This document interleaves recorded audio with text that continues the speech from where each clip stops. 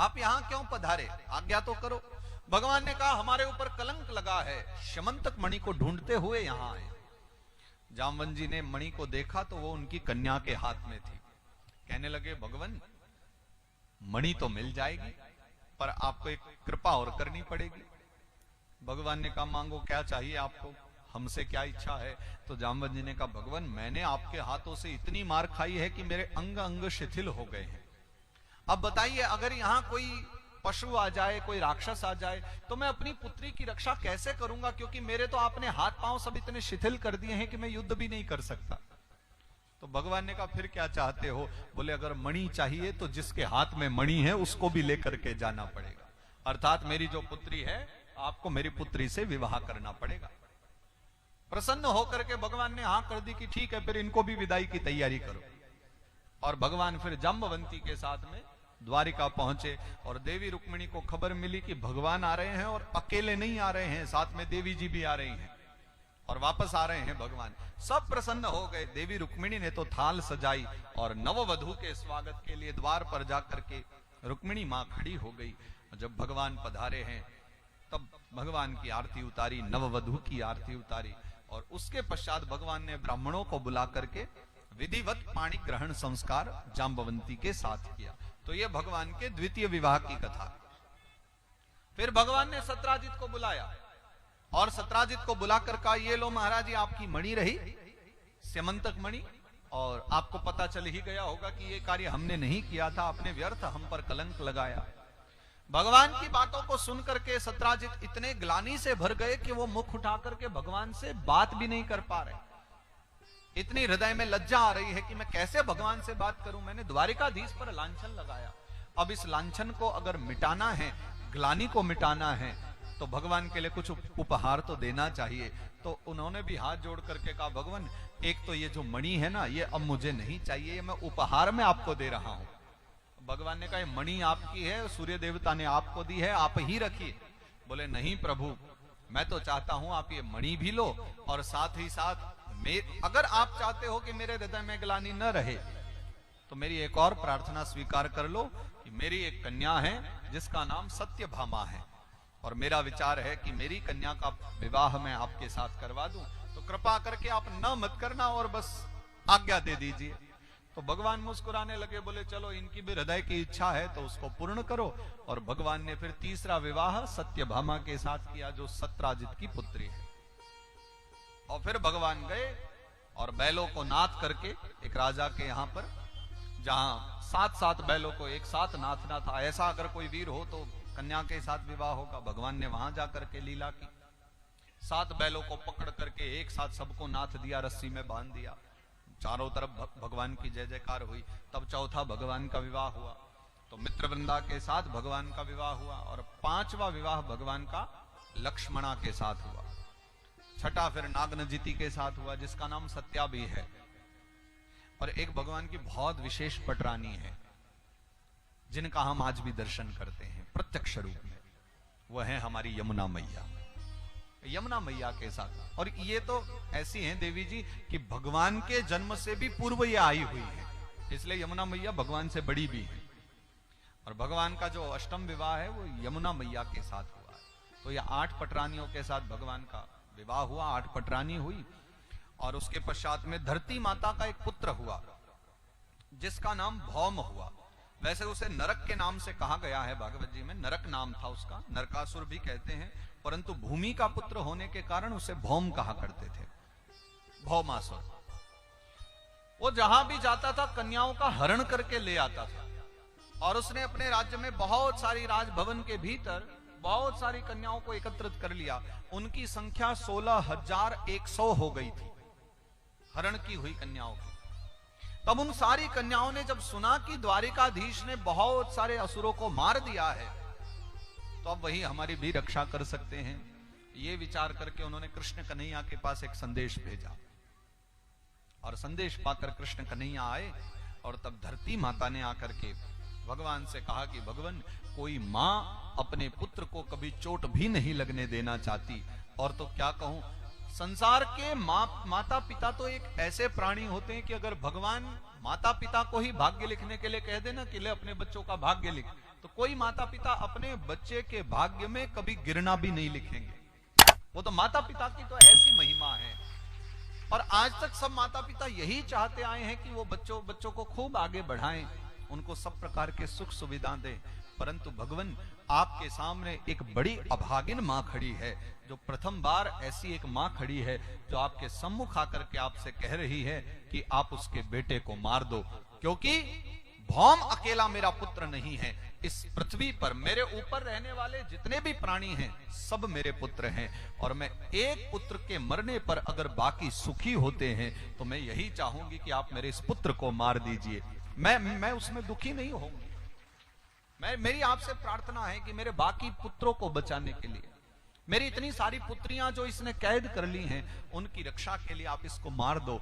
मैं मां होकर के भी आपसे ये प्रार्थना कर रही हूं। भगवान ने कहा, देवी तुम बहुत धन्य हो, तुम्हारे हृदय में ममत्व भी बहुत है, प्रेम भी बहुत है, परंतु तुम मर्यादित भी बहुत हो। इसलिए कहा गया है कि सहन शक्ति हो तो धरती माता की सी। बहुत सहनशील है हमारी मां।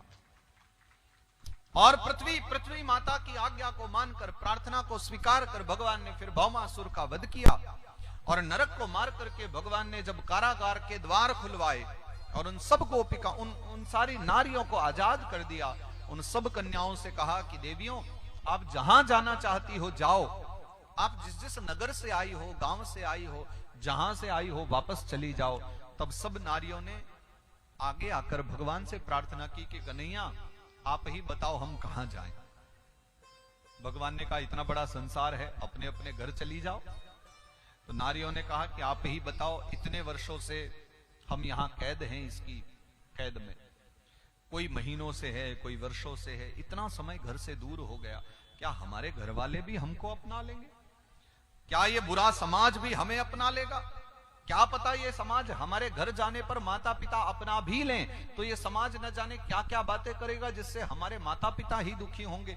आप कुछ ऐसी लीला क्यों नहीं करते कि पूरा समाज भी धन्य धन्य कहे हमको, ऐसा हमारा जीवन हो जाए। तो भगवान ने पूछा आज्ञा करो, आपके लिए मैं क्या करूं, आप बोलो एक बार तो मैं विचार करता हूं। तो नारियों ने कहा कि आप हमसे विवाह कर लीजिए, क्योंकि आप तो नारायण हैं और आप तो सब कुछ जानते हैं। आप सब जानते हैं कि हम कितनी पवित्र हैं, हमारा हृदय कितना पवित्र है, आप हमसे विवाह कर लीजिए। तो भगवान ने कहा कौन कौन करना चाहती है? तो 16,100 ने कहा, बोले हम सब की सब करना चाहती हैं। भगवान ने कहा सब के सब विवाह करोगी? नारियों ने कहा कि बिल्कुल प्रभु, हम सब आप ही से विवाह करना चाहते हैं। भगवान ने कहा चलो फिर सब द्वारिका चलो, क्योंकि हमारी द्वारिका पूरी बहुत बड़ी है, द्वारिका में सबके लिए स्थान है। और भगवान सबको द्वारिका ले आए। और अद्भुत बात तो यह है कि एक ही मुहूर्त भगवान ने निकलवाया, और एक शुभ मुहूर्त में भगवान ने 16,100 कन्याओं के साथ फेरे लिए, वैदिक रीति से विवाह किया। अब यहां शंका करने वाली कोई बात नहीं है, क्योंकि हमारे कृष्ण कन्हैया तो समर्थ हैं, जो अघासुर को मार सकते हैं, जो गोवर्धन को उठा सकते हैं, जो इंद्र पूजा बंद कर सकते हैं।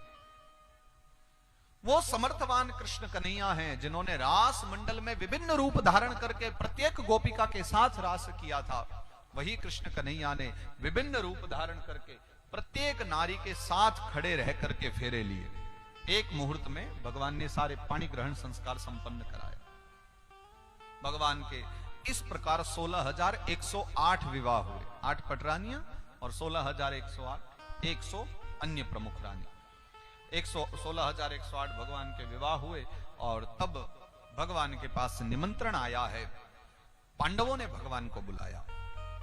तो भगवान पांडवों के यहां चले गए, जहां बड़े बड़े राजा महाराजा सब पधारे हुए हैं। विशाल यज्ञ की तैयारियां चल रही हैं। उस यज्ञ का नाम है राजसूय यज्ञ, सबसे बड़ा यज्ञ है, और जो चक्रवर्ती सम्राट है मात्र वही इसको कर सकता है, जो किसी के अधीन ना हो, जो सभी राजाओं के ऊपर राज्य करता हो, चक्रवर्ती जिसे कहा जाता है। ऐसा चक्रवर्ती सम्राट ही राजसूय यज्ञ करने का अधिकारी है। और युधिष्ठिर महाराज उन दिनों अधिकारी हो चुके थे, चक्रवर्ती सम्राट थे, इसलिए महाराज युधिष्ठिर ने यज्ञ किया। एक कथा बड़ी प्यारी है महाभारत की। युधिष्ठिर महाराज जब यज्ञ करने की तैयारी कर रहे थे, तब धन की कमी पड़ी। यज्ञ बहुत बड़ा, पहले बताऊं मैं, पांडवों के पास धन कम नहीं था, बहुत धन था, लेकिन वो यज्ञ इतना बड़ा था कि उसमें धन की फिर भी कमी पड़ी। तब चर्चा है कि युधिष्ठिर जी ने पूछा कि मैं क्या करूं ताकि हमारा यज्ञ सफल हो। तो ये बात उठी कि अगर कोई दूसरे राजा कोई धन दे दे तो यज्ञ सफल हो सकता है। तो वो एक महात्मा के पास गए और महात्मा के पास जाकर के कहा कि हमें धन की आवश्यकता है, आप बताइए कहां मिलेगा। तो उन महात्मा ने जो बात बताई है वो बड़ी श्रवण करने योग्य है। महाराज ने कहा कि बहुत वर्षों पहले राजा मरुत ने एक यज्ञ किया था और वो इतना बड़ा यज्ञ था कि आप उसके जैसा यज्ञ अपने पूरे जीवन में कभी कर ही नहीं सकते हैं। वो इतना बड़ा यज्ञ था कि वर्षों वर्षों तक उसमें अग्नि देवता को नित्य घी पिलाते रहे और इतना घी पिलाया कि उससे अग्नि देवता को भी अपच हो गई थी और अग्नि देवता भी अपच के कारण दुखी रहने लगे थे। तब अग्नि देवता को भी खांडव प्रस्थ को जलाना पड़ा था और जब अग्नि देवता ने जाकर के पूरे खांडव प्रस्थ को जला दिया तब जाकर के उनकी अपच शांत हुई थी, इतना घी पिलाया गया था। तो महात्मा कहते हैं कि जब राजा मरुत का यज्ञ पूर्ण हुआ, वर्षों तक चलने के बाद, वर्षों तक न जाने कितना घी अग्नि देवता को पिलाने के बाद, कितनी आहुति के बाद जब वो यज्ञ पूर्ण हो गया, तब उसमें राजा मरुत ने बहुत सारे पात्र स्वर्ण के ब्राह्मणों को दान दी जो ब्राह्मण यज्ञ करा रहे थे और उनको इतने दान दिया, इतना दान दिया कि ब्राह्मणों से समेटा नहीं गया और जाते जाते ब्राह्मण आधे से ज्यादा सामग्री वहीं फेंक करके वापस चले गए जो यज्ञ भूमि थी। अगर तुम्हें यज्ञ पूर्ण करना है तो वो जो फेंके हुए पात्र हैं आज भी वहीं पड़े हैं, तुम वहां चले जाओ और उन पात्रों को उठा करके जो स्वर्ण के हैं उनको उठा लाओ। वो इतना धन है कि तुम्हारा राजसूय यज्ञ बड़े आराम से पूरा हो जाएगा। तब युधिष्ठिर महाराज जाकर के वो बहुत समय से पड़े हुए पात्र आदि सब लेकर आए, तब अपना यज्ञ आरंभ किया। तो कथा है कि उस समय सभा लगी हुई थी, सभा में भगवान कृष्ण कन्हैया विराजमान है, शकुनी, दुर्योधन आदि और बहुत सारी सभा और प्रजा सब वहां पर एकत्रित हुई। सभा में बहुत लोग विराजे हुए हैं, शिशुपाल भी आया हुआ है और तब सब चर्चा करने लग गए कि राजसूय यज्ञ में कौन क्या क्या सेवा लेगा। सबके विचार अपने अपने बनने लगे, किसे क्या सेवा लेनी चाहिए इस राजसूय यज्ञ में। तो भगवान सबसे आगे बैठे थे, भगवान उच्च आसन पर थे, भगवान ने हाथ किया कि बोले मेरी तो सेवा पक्की है। तो युधिष्ठिर जी ने पूछा कि आप ही बताइए सबसे पहले आप क्या सेवा लेंगे। बहुत सारे कर्म है ना, यज्ञ आगादि के कर्म हैं, बहुत प्रकार की व्यवस्थाएं हैं, बहुत बड़ा यज्ञ है, आप बताइए कि आप क्या करोगे। तो भगवान कृष्ण कन्हैया ने कहा कि देखो इतने बड़े यज्ञ में बहुत सारे अतिथि आएंगे, महात्मा भी आएंगे, साधु भी आएंगे और भक्त भी आएंगे, सब प्रकार के लोग आएंगे। तो वो सब लोग भोजन भी पाएंगे। तो भोजन पा लेने के बाद उनकी पत्तल भी तो उठानी पड़ेगी ना। तो वो जो पत्तल उठाने का कार्य है ना वो मैं संभालूंगा पूरे राजसूय यज्ञ में। ये हमारे कृष्ण कन्हैया की उदारता है। राजसूय यज्ञ में जो पत्तल उठाई है वो ठाकुर जी ने उठाई, कृष्ण कन्हैया ने। और ये बात सुनकर के सारे सभासद इतने प्रसन्न हो गए कि सबने एक मत से कह दिया कि फिर तो अगर कृष्ण कन्हैया इतने उदार हैं तो हमें भी उदारता दिखाते हुए भगवान को सम्मान देना चाहिए। और इसलिए जब यज्ञ आरंभ होगा और यज्ञ में जो सबसे पहली पूजा की जाएगी वो अग्र पूजा हमारे कृष्ण कन्हैया की होनी चाहिए। ये सारे सभासदों का मंतव्य था। सबके सब तैयार हो गए, ये ठीक है, हमारे कृष्ण कन्हैया की सर्वप्रथम पूजा होगी। परंतु एक व्यक्ति खड़ा हो गया और उसने प्रथम वाणी ही जो कही वो बड़ी कटु थी। अरे बोले ये पत्तल उठा रहे हैं तो ठीक है, ये पत्तल ही उठाने योग्य है, इनको प्रथम पूजा का अधिकार नहीं देना चाहिए। और इतना सुनना था कि सभासद क्रोध में भरकर खड़े हो गए। देखा तो शिशुपाल खड़े होकर के भगवान को अपशब्द कह रहा था। भगवान मुस्कुरा रहे हैं और बाकी सब लोग क्रोध में भरे हुए हैं। सरलता ऐसी होती है, भगवान को क्रोध नहीं आ रहा है, भगवान शांत बैठे। सभासदों ने बहुत रोका पर शिशुपाल नहीं माना और बार बार भगवान को अपशब्द कहने लगा। ये एक ग्वारिया है, ये गैया चराने वाला है, ये कोई न तो ज्ञानी है न विद्वान है और आप इसकी अग्र पूजा कर रहे हो। और भगवान बैठे बैठे आराम से गिनती कर रहे हैं कि तू बोल ले जितना बोलना है, आज तेरा समय, आराम से बोल।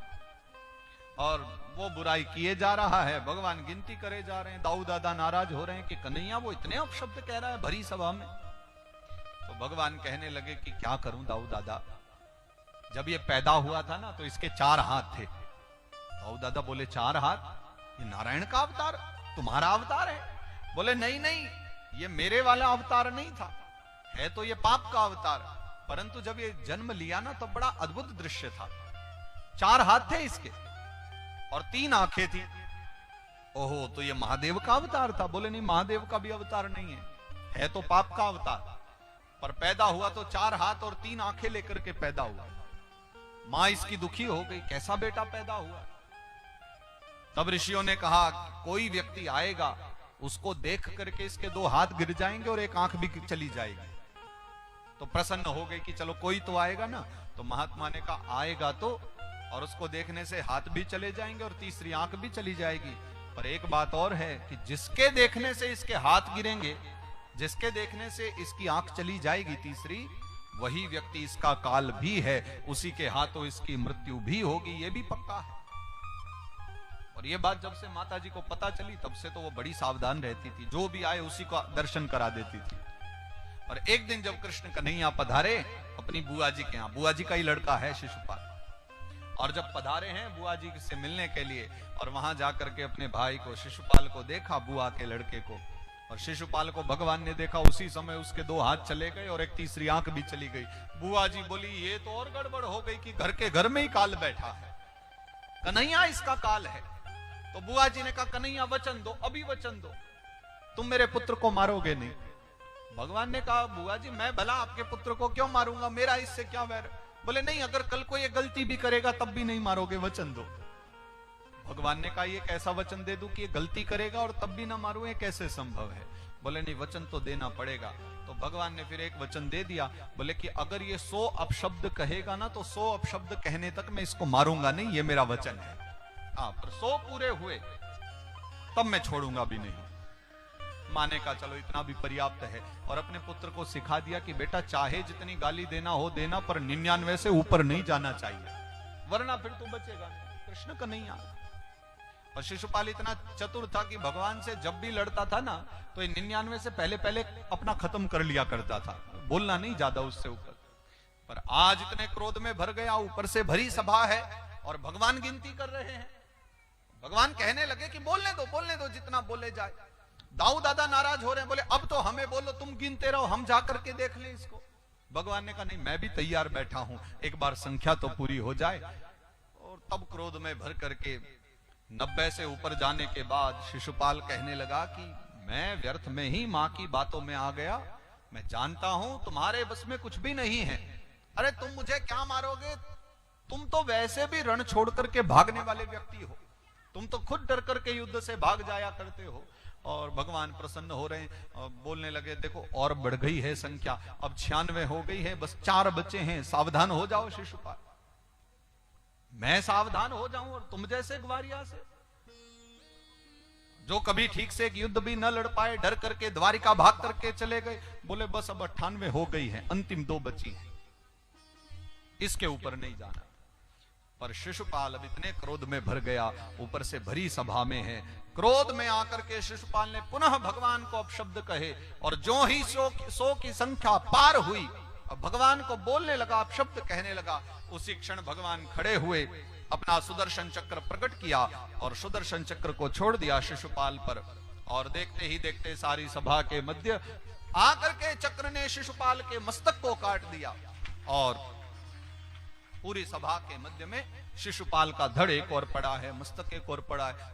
दौड़े दौड़े कर्मचारी आए, आकर के एक सर को उठा के ले गया, 2-3 धड़ को उठा के ले गए, कुछ आए वो पोंछा ओछा मार करके चले गए। तो जितने भी शिशुपाल के साथी थे कहने लगे ये क्या लीला हुई, पल भर में शिशुपाल की जीवन मृत्यु हो गई, पल भर में जीवन लीला समाप्त हो गई, साफ सफाई भी हो गई। भैया ऐसे स्थान पर बोलना ठीक नहीं है, चुपचाप बैठे रहो, जो होता है वो देखते रहो। और उसके पश्चात कोई भी आगे नहीं बढ़ा।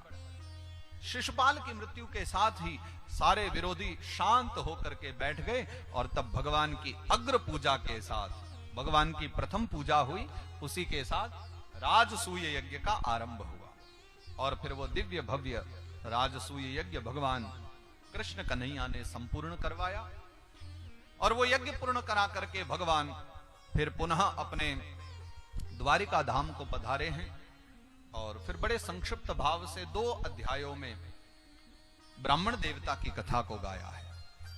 कृष्णस्यासीत् सखा कश्चित् ब्रह्मणो ब्रह्मवित्तमः विरक्त इंद्रियार्थेषु प्रशांतात्मा जितेन्द्रियः। भगवान के बाल्यावस्था के एक मित्र है जिन्हें हम सुदामा ब्राह्मण के नाम से जानते हैं। कृष्णस्यासीत् सखा कश्चित् ब्रह्मणो ब्रह्मवित्तमः। इंद्रियों से बड़े विरक्त थे, प्रशांतात्मा थे, जितेंद्रिय थे, इंद्रिय विजयी थे। इंद्रियों पर ऐसा अंकुश लगा दिया था उन्होंने कि कोई सुख सुविधाओं के न होते हुए भी बड़े आनंद में रहा करते थे। कोई जीवन में सुख नहीं था। अरे सुख क्या होगा, मैं तो कहूं खान पान की भी पूरी व्यवस्था घर में नहीं थी सुदामा ब्राह्मण के। दिन का अगर भोजन हो जाए तो रात्रि के भोजन की व्यवस्था नहीं थी, लेकिन फिर भी कभी दुख नहीं पाए, सदा प्रसन्न रहे। जितना है उतने में भी आनंद किए।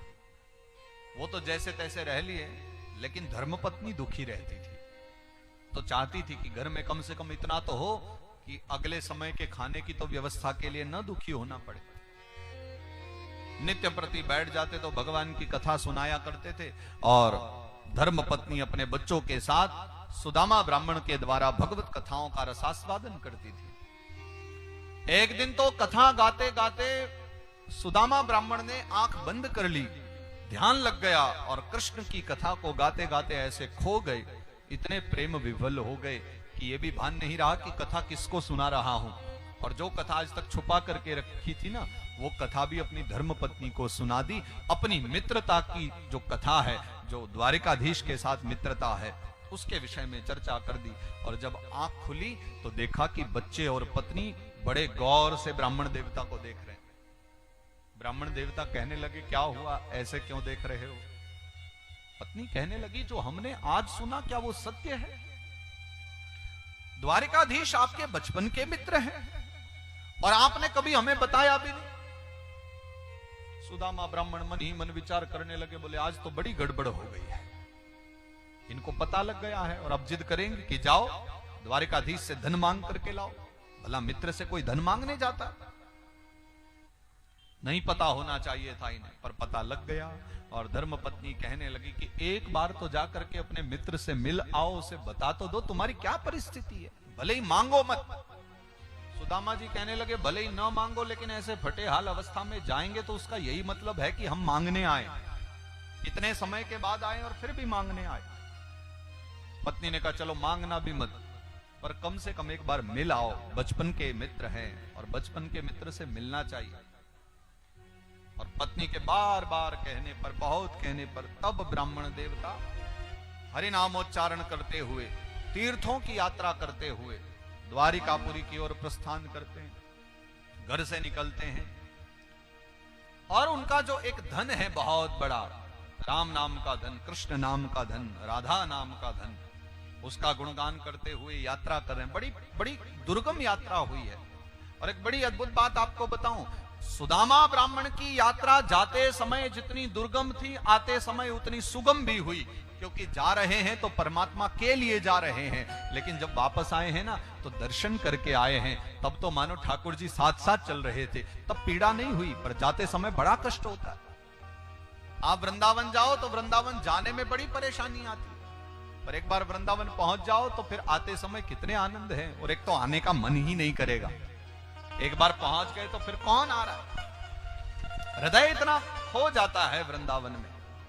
ठाकुर जी के पास जब जाते हैं तब बड़ी पीड़ा है, तब बड़े कष्ट हैं, मार्ग में व्यवधान है, पर सबको छोड़ते हुए, गाते हुए बड़े भाव से सुदामा ब्राह्मण ने यात्रा आरंभ की। मैं तो रटूं श्री राधा राधा,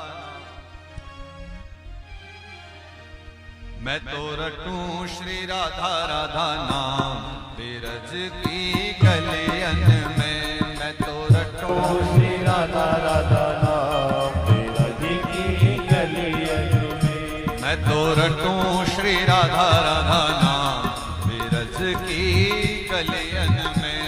तो रटूं श्री राधा राधा नाम बिरज की गलियन में। रही कोई कोई रहूं कोई कोई आठोया बिरज की गलियन में। मैं तो रटूं श्री राधा राधा नाम बिरज की गलियन में। गाइए सभी गाइए। मैं तो रटूं श्री राधा राधा नाम बिरज की गलियन में। श्री राधा राधा नाम बिरज की गलियन में।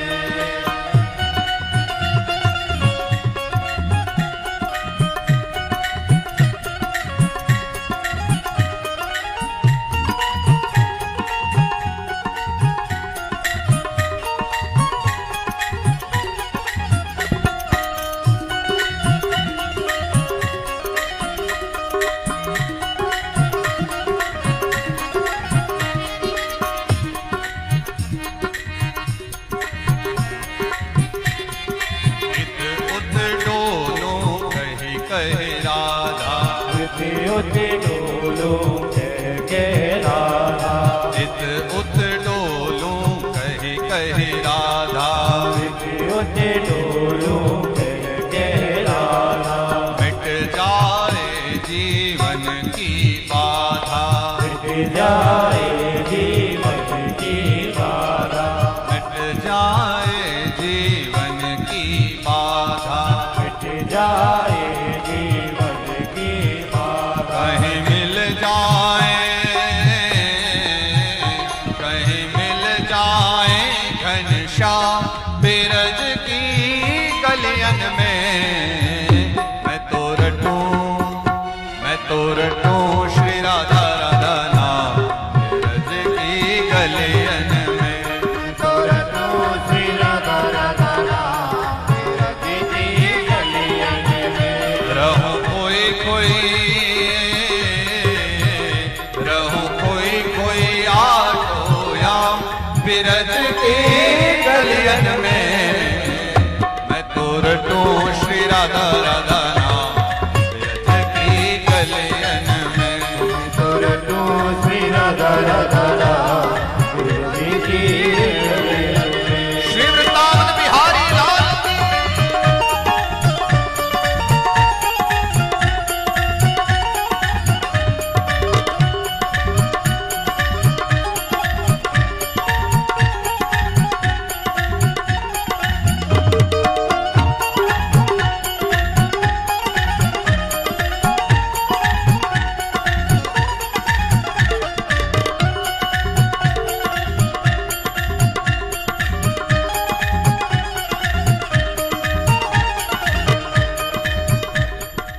उलझ ब्रज की कुंजन में। उलझ ब्रज की कुंजन में। उलझ ब्रज की कुंजन में। उलझ ब्रज की कुंजन में। सेवा कुंज और निधि वन में। सेवा कुंज और निधि वन में। सेवा कुंज और निधि वन में। सेवा कुंज निधि वन में। कहीं मिल जाए घनश्याम बिरज की गलियन में। मैं तो रटूं श्री राधा राधा नाम बिरज की गलियन में। मैं तो रटूं श्री राधा राधा नाम बिरज की गलियन में। मैं तो रटूं श्री राधा राधा नाम बिरज की गलियन में। मैं तो रटूं श्री राधा राधा नाम बिरज की गलियन में। रहूं कोई कोई आठोयाम बिरज की गलियन में। मैं तो रटूं श्री राधा राधा नाम बिरज की गलियन में। मैं तो रटूं श्री राधा राधा नाम बिरज की गलियन में।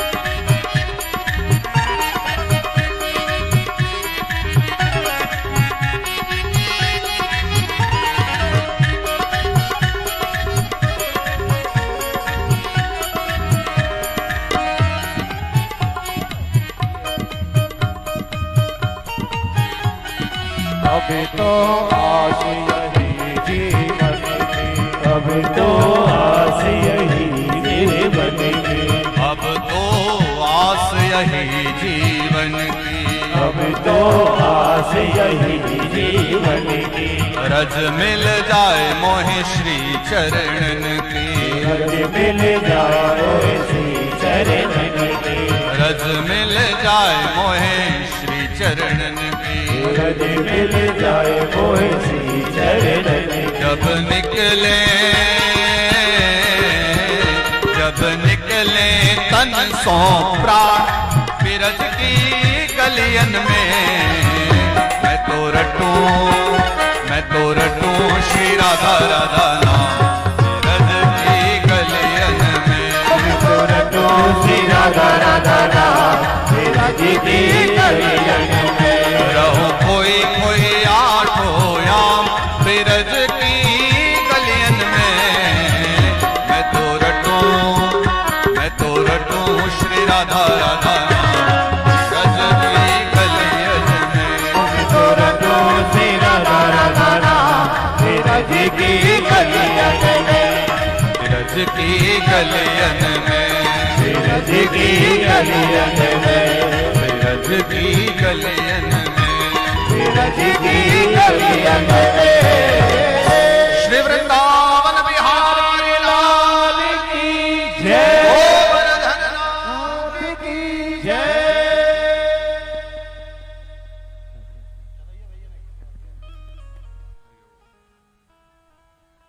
हरिओम हरिओम। हमारे बीच में हमारे कुछ गार्जियन पधारे हैं, मैं उनसे आग्रह करूंगा। सर्वप्रथम रविंदर कुमार सिंह भोजपुरिया समाज के महासचिव से आग्रह है वो आए और बाबा से आशीर्वाद ग्रहण करें। बड़े भाई संत सिंह जी से आग्रह है वो आए और बाबा से आशीर्वाद ग्रहण करें। और हमारे छोटे भाई और मित्र अभिषेक सिंह से आग्रह है वो आए और बाबा से आशीर्वाद ग्रहण करें।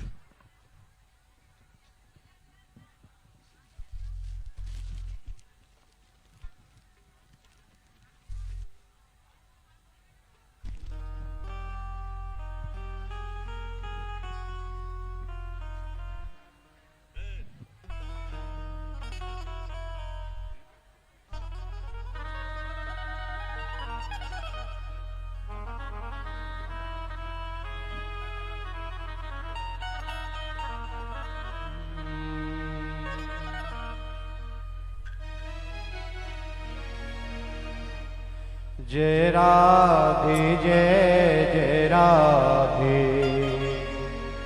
जय श्यामा जय जय श्यामा, जय राधे जय जय राधे, जय श्यामा जय श्री श्यामा, जय राधे जय जय राधे, जय श्यामा जय जय श्यामा, जय राधे जय जय राधे, जय श्यामा जय जय श्यामा, जय राधे जय जय राधे, जय श्यामा जय जय श्यामा, जय जय श्यामा जय जय श्यामा।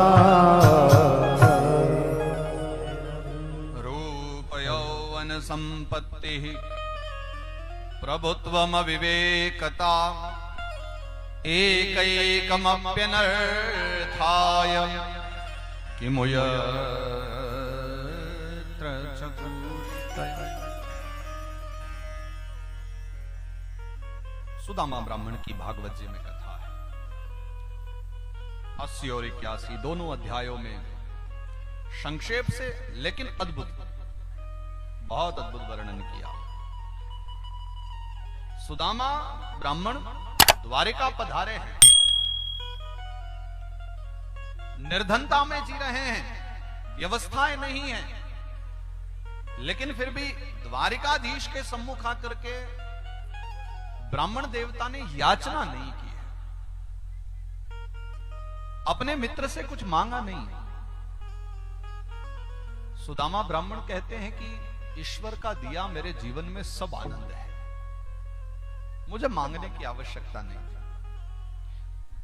परंतु परमात्मा ने जब अपने मित्र को देखा, बचपन का मित्र आज इस परिस्थिति में है, भगवान ने विचारा कि अगर मैं इसको आज कुछ दे भी दूं तो या तो ये लेने के बाद मैं ग्लानि में भरा रहेगा, अथवा मैं दूं भी तो ये लेने से मना भी कर देगा। स्वाभिमानी भी है, ब्राह्मण भी है और मित्र है, अतः मित्र से लेने में भी थोड़ी झिझक होगी। इसलिए भगवान ने ब्राह्मण देवता के द्वारिका आने पर कुछ देने की भी इच्छा नहीं जताई। जैसे आए थे उनका बहुत सम्मान किया, कई दिनों तक सेवा शुश्रूषा खूब होती रही। हाँ, पर एक दिन जब वापस जाने लगे ब्राह्मण देवता, तब बड़े धूमधाम से विदाई की ब्राह्मण देवता की, पर भगवान ने ब्राह्मण देवता को कुछ दिया नहीं। भगवान ने कहा इनके मन में ये न रह जाए कि मित्र ने दे दिया है, इसलिए विदा कर दिया भगवान ने। और यात्रा करते हुए जब ब्राह्मण देवता घर पधारे, सुदामा ब्राह्मण वापस आए, तब आकर के देखा तो पता चला कि परमात्मा ने बहुत बड़ा वैभव दे दिया है।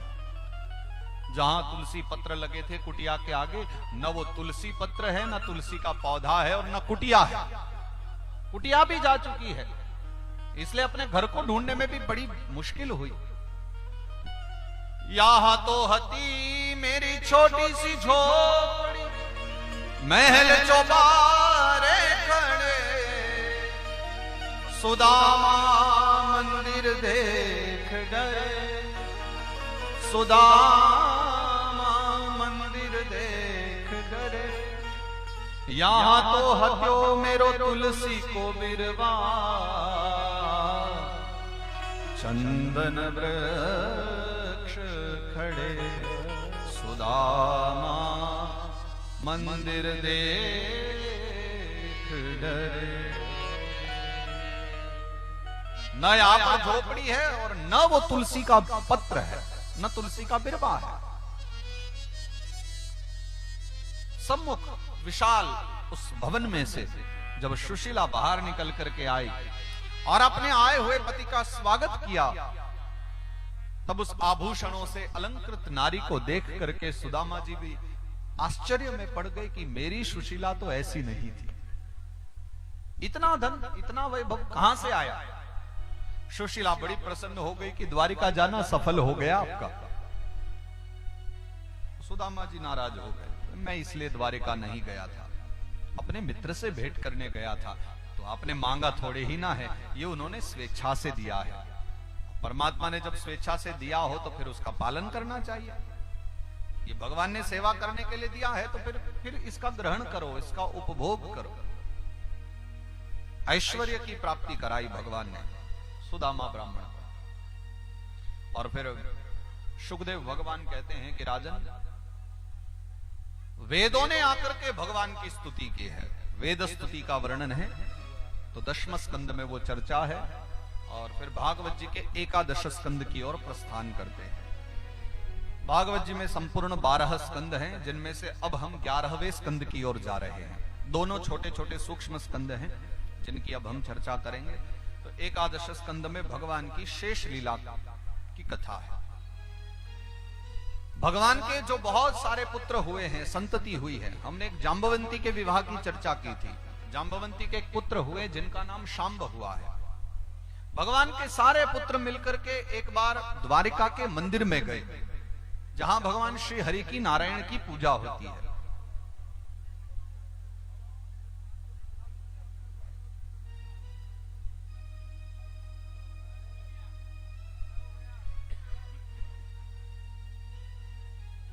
भगवान के बहुत सारे पुत्र, जिनको भगवान समय समय पर शिक्षा दिया करते हैं, समझाया करते हैं। रूप यौवन संपत्ति ही प्रभुत्वम अविवेकता एकैकमप्यनर्थाय किमु यत्र चतुष्टय। देखो ये जो वस्तुएं हैं ना, जिनकी हम चर्चा कर रहे हैं, अब ये नाशवान वस्तुएं हैं। अगर समय ऐसा आ जाए तो ये नाश भी करा देती। रूप है, यौवन है, संपत्ति है और प्रभुता है। ये चारों वस्तुओं में से अगर आपके पास एक भी वस्तु है और इनके साथ अविवेक हो रहा जाए, रूप है ये अच्छी बात है, रूप से कोई नुकसान नहीं, पर रूप के साथ अगर अविवेक आ जाए तो जीवन भी बिगाड़ सकता है। यौवन है, युवावस्था है, संपदा है, धन है, पदवी है, इनके साथ विवेक का रहना बहुत आवश्यक है। भगवान के जो पुत्र हैं उनके पास ये सब वस्तुएं विद्यमान है, रूप भी है, यौवन भी है, संपदा और वैभव की तो कोई कमी है ही नहीं, द्वारिकाधीश के पुत्र जो हैं। लेकिन फिर भी इनके जीवन में एक कटु बात है कि इनके जीवन में विवेक की बहुत कमी है, और यही पूरे यदुवंश के विनाश का कारण भी बना है, अविवेक। बहुत सारे महात्मा जन आए हुए थे द्वारिका में, मंदिर में बैठ करके भजन कर रहे थे। तो सारे भगवान के जो पुत्र हैं वो विचार करने लगे कि पिताजी बड़ा कहा करते हैं कि महात्माओं का सम्मान किया करो, बाबाओं का सम्मान किया करो, आओ आज चल करके देखते हैं कि ये महाराज जी में कोई प्रभाव भी है कि नहीं है। और इसलिए उन्होंने सांब को साड़ी पहनाई, नारी के समान बना दिया श्रृंगार करके। सांब भगवान का पुत्र है, उसको नारी के समान वस्त्र पहनाए, साड़ी पहनाई और ले जाकर महात्माओं के सम्मुख खड़ा कर दिया कि महाराज जी ये गर्भवती नारी है, इसको बालक होने वाला है, संतान होने वाली है, आप ये बताइए कि इसके बालक होगा या बालिका होगा, पुत्र होगा या पुत्री होगी। महात्माओं ने कहा कि भैया जो भी हो सब भगवान की इच्छा है, जो प्रकृति से मिले उसको ग्रहण करो। नहीं महाराज जी बस जानना है, अब बता दीजिए, फिर हम स्वागत की तैयारी करें। महात्माओं ने आंख बंद किया और आंख बंद करके जब देखा तो महात्माओं ने जाना कि ये सब हमारा उपहास कर रहे हैं, हमारा उपहास, महात्माओं का उपहास कर रहे हैं। ये तो नारी ही नहीं, ये तो एक बालक है, पुरुष है। तो क्रोध में भर करके महात्माओं ने श्राप दे दिया कि इसके उदर से यदुवंश का विनाश करने वाले मूषल का जन्म होगा। और ये जो श्राप लगा है महात्माओं का, यही पूरे यदुवंश के विनाश का कारण बना है। श्राप लग गया यदुवंश को और वो सब के सब वापस आए, शंभ के शरीर से वस्त्र हटाए तो उनमें एक लोहे का मूषल प्राप्त हुआ, जिसको उन्होंने पीस करके समुद्र में फेंकवाया, पर उसका कोई लाभ नहीं हुआ, क्योंकि वो जितना भी चूर्ण फेंका था समुद्र ने पुनः किनारे पर आकर रेत में सब लगा दिया, जिससे एक ऐरक नाम की घास उत्पन्न हुई, जो बाद में यदुवंश के विनाश में कारण बनी है, युद्ध में जो उपयोग हुई है। वसुदेव जी महाराज को बड़ी चिंता हुई है और वसुदेव जी महाराज ने चिंतित होकर के, सब जानते हैं, ज्ञानी है वसुदेव जी, पर माया इसी का ही तो नाम है कि व्यक्ति सब जानते हुए भी दुखी हो, भगवान की माया को समझते हुए भी समझ ना पाए, यही माया का कार्य है। वसुदेव जी महाराज जो साक्षात भगवान नारायण के पिता होने का जिनको सौभाग्य मिला है, वो भी इस लीला को देख करके विचलित हो रहे हैं। उन्हें भी ये लग रहा है कि अब यदुवंश का विनाश हो जाएगा, भगवान की लीला को वो समझ नहीं पा रहे हैं। इसलिए मैंने कहा कि विवेकी यहां भी होना आवश्यक है, कथा के साथ भी विवेक लेकर के चलें तो बात समझ में आती। कृष्ण कन्हैया एक बार बैठे हुए थे और उनके सम्मुख मिलने के लिए दुर्योधन आया, और दुर्योधन ने आकर के कृष्ण कन्हैया से बड़ा प्यारा प्रश्न पूछा। देखो मैं ये जो बात बता रहा हूं ना, आप थोड़ी देर में अपने ऊपर इसको एक बार लगा करके देखना कि आप दोनों में से कौन सा व्यक्ति हो। एक अर्जुन है, एक दुर्योधन है, और दोनों भगवान से बिल्कुल एक जैसी बात कर रहे हैं, लेकिन फिर भी दोनों के पूछने में भेद है, तरीका अलग है। पहले दुर्योधन पूछ रहा है और प्रश्न करता है कि जानामि धर्मम न च मे प्रवृत्ति, जानाम्य धर्मम न च मे निवृत्ति, केनापि देवेन हृदिस्थितेन यथा नियुक्तोस्मि तथा करोमि। दुर्योधन बैठा है और भगवान उससे कह रहे हैं कि दुर्योधन तुम्हें पता है तुम बहुत अपराध करते हो, तुम बहुत गलत कार्य करते हो। तो दुर्योधन का जो जवाब था ना, बड़ा अद्भुत है। दुर्योधन ने यह जवाब दिया कि जानामि धर्मम न च मे प्रवृत्ति, मैं जानता हूं धर्म क्या है, पर क्या करूं, जानते हुए भी मेरी उसमें प्रवृत्ति नहीं हो पाती, मैं धर्म कर नहीं पाता। जानामि अधर्मम न च मे निवृत्ति, मुझे यह भी पता है कि अधर्म क्या है, लेकिन मुझे पता है कि अधर्म है वो, मैं फिर भी उससे निवृत्त नहीं हो पाता हूं। अधर्म करना मुझसे छूटता नहीं है, मैं उससे दूर नहीं हो पाता हूं। तो भगवान ने कहा कभी कारण पता किया है कि क्यों होता है ऐसा? तो दुर्योधन ने जवाब दे दिया कि केनापि देवेन हृदय स्थितेन, कोई देवता है जो मेरे भीतर बैठा है और भीतर बैठ करके मुझसे ये सारे अपराध करवा रहा है। और उसने अपनी बात कहकर के समाप्त कर दी।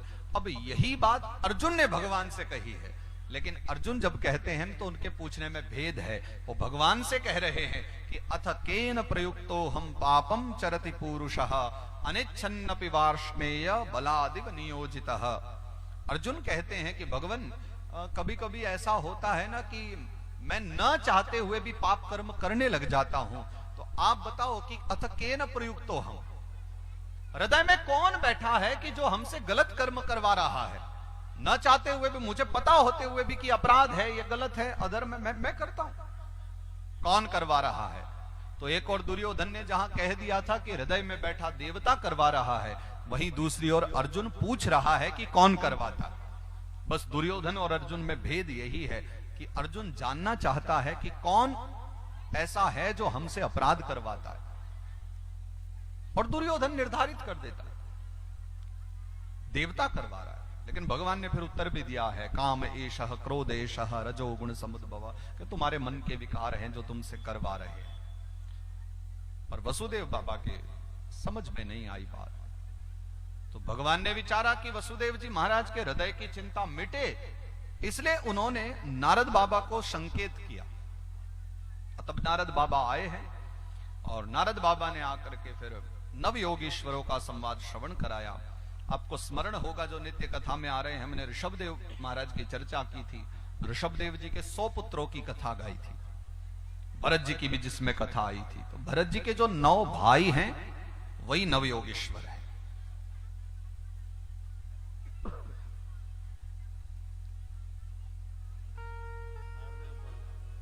कवि हवि अंतरिक्ष प्रबुद्ध पिप्पलायन आविर्होत्र द्रुमिल चमस और करभाजन, इन 9 ऋषियों की चर्चा है जिन्होंने महाराज निमि को उपदेश किया। तो महाराजा निमि ने एक एक ऋषि से एक एक प्रश्न किया है। माया विषयक प्रश्न है, संसार विषयक प्रश्न है, अनेक प्रकार के वहां प्रश्न किए गए। माया क्या है, उसका स्वरूप क्या है? तो नवयोगी उत्तर दे रहे हैं, कभी श्मशान जाती हुई अर्थी देखी है? जब कोई व्यक्ति मर जाए और उसको लोग उठा करके ले जा रहे हैं, तो देखने वाले कहा करते हैं कि देखो ये भी बेचारा मर गया। और मरते हुए व्यक्ति को देख करके भी जिसके हृदय में कोई किसी प्रकार का वैराग्य न हो, और विशेष करके जो व्यक्ति ये कह रहा है कि देखो बेचारा मर गया, मानो उसको ऐसा लगता है कि मैं तो जैसे अमर हूं यहां संसार में। नित्य प्रति मृत्यु देख करके भी, और व्यक्ति फिर भी निर्भय होकर के अपनी बहुत दूर तक की विचार करके व्यवस्थाएं करता रहता है, ये माया ही करवाती है। और इसलिए माया की आवश्यकता भी बहुत है संसार में।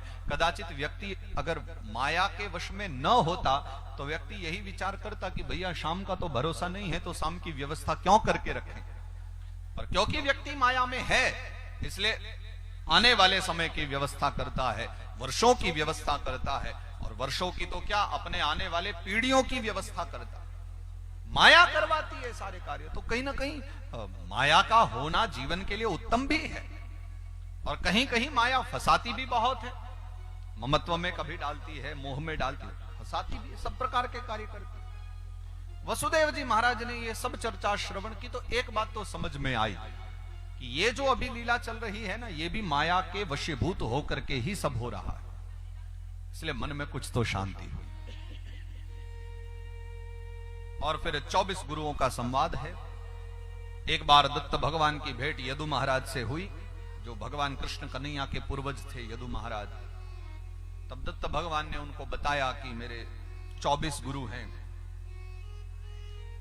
मैंने अपने जीवन में 24 गुरु बनाए हैं, जिन 24 गुरुओं से मैंने विभिन्न प्रकार की शिक्षाएं ग्रहण की है, और इनमें से एक भी मानव नहीं है। अद्भुत बात यह है, इतने बड़े दत्तात्रेय भगवान जो भगवान विष्णु के अवतार हैं, वो जब कह रहे हैं कि मैंने गुरु बनाए हैं, तो अवश्य ही ये बात श्रवणीय हो जाती है।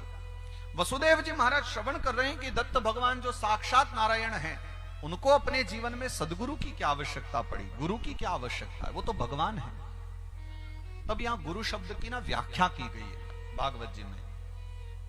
गुरु का तात्पर्य क्या है?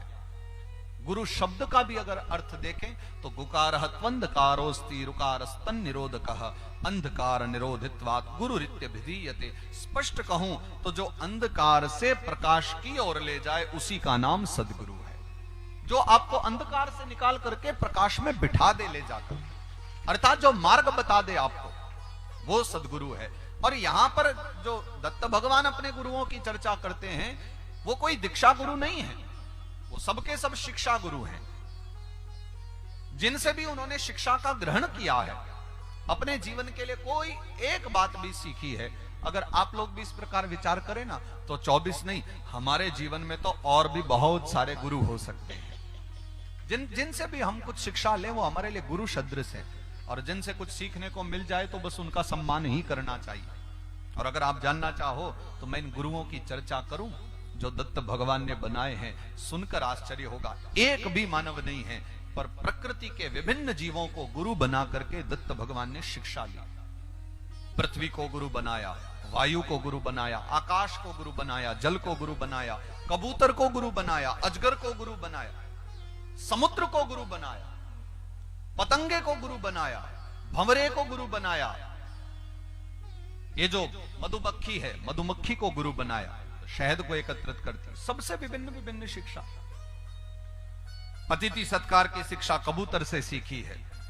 संग्रह नहीं करना चाहिए ये मधुकृत से सीखा है, मधुमक्खी से सीखा है। अधिक लोभ नहीं होना चाहिए, अधिक मोह नहीं होना चाहिए, भंवरे से सीखा है। मूल बात यही है कि जीवन में जहां जिससे मार्ग मिल जाए।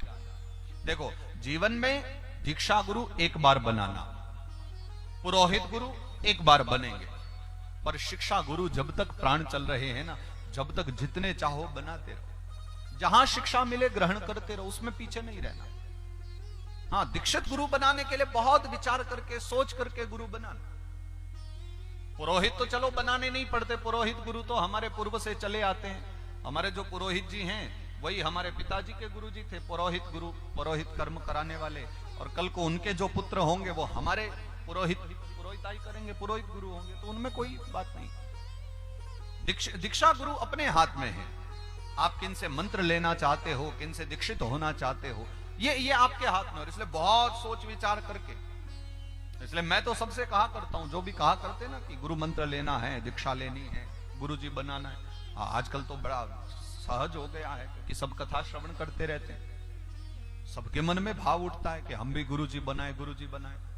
पर मैं इस विषय में बहुत ज्यादा सबको समझाया करता हूं, बहुत विचार करके गुरु बनाना। कभी आपके यहाँ सत्संग हो रहा है और कोई महाराज जी आए, 2 दिन कथा सुना के चले गए और आपको दूसरे दिन में आ गया आनंद, अब तो गुरु जी बस आप ही मंत्र दे दो, अपना चेला बना लो और चेला बना के जाओ। उसके बाद गुरु जी का अता पता ठिकाना नहीं और न चेले जी का अता पता ठिकाना है। न गुरु जी बता सकते चेले को क्या सत्कर्म है, क्या असत्कर्म है, क्या तुम्हें करने योग्य कर्म है और क्या नहीं। और मैंने तो ऐसे बहुत सारे लोगों से मैं मिला भी हूं, मैं पूछता हूं कहां तुम्हारा गुरुस्थान है, बोले ये तो ठीक से नहीं पता। बस एक दिन वो बढ़िया सुंदर से गुरुजी आए थे, बड़ा अच्छा लगा मिल करके उनसे। हमने कहा गुरुजी कंठी पहना दो, तो गुरुजी कंठी पहना गए। मैंने कहा मंत्र, बोले हाँ मंत्र कान में दे गए थे, जाप करते हो? बोले ना, वो तो बस 2-4 दिन करके तभी छोड़ दिया था जाप वाप, तो मंत्र तो नहीं जपते, पर हाँ कंठी पहनी हुई है।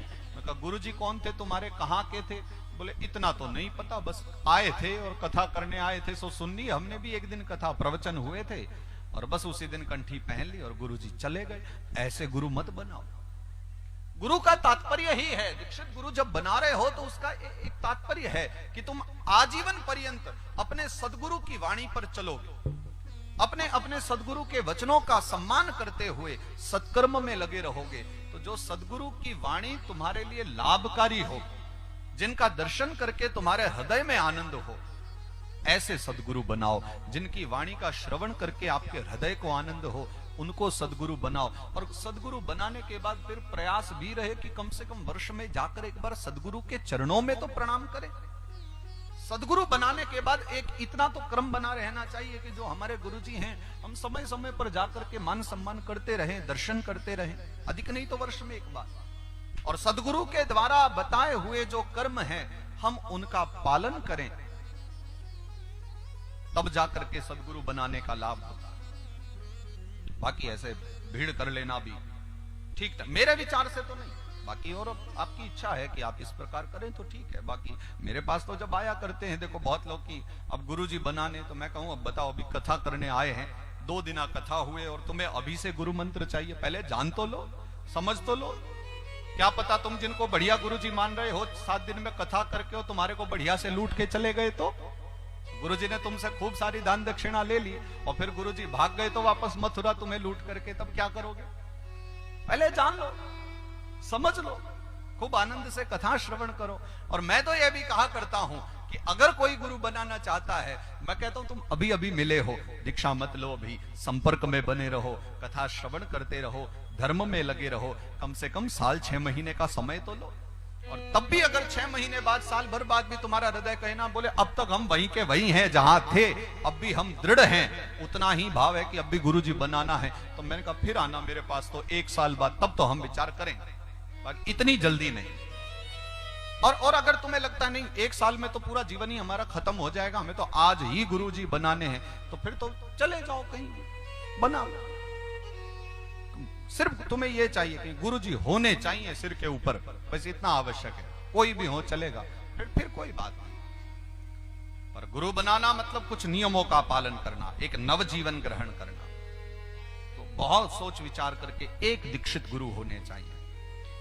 और शिक्षा गुरु तो हजारों हो जाएं जीवन में तो भी कोई बात नहीं है, जिनसे जो शिक्षा मिले ग्रहण करते रहो। तो भागवत जी के 11 स्कंद में ये चर्चा की है। और उसके पश्चात जब नारद बाबा चले गए, वसुदेव जी की चिंता समाप्त हुई, तब भगवान ने लीला की और तब सारे के सारे द्वारिकावासी आपस में लड़ने लगे। युद्ध आरंभ हो गया और उस युद्ध में यदुवंशियों ने आपस में ही युद्ध करते हुए एक दूसरे को मारना आरंभ कर दिया। भगवान ने विचारा कि अब जाने का समय हो गया है, संतों की वाणी प्रबल हो गई है, दिखाई दे रही है, अतः अब हमें स्वधाम जाना चाहिए।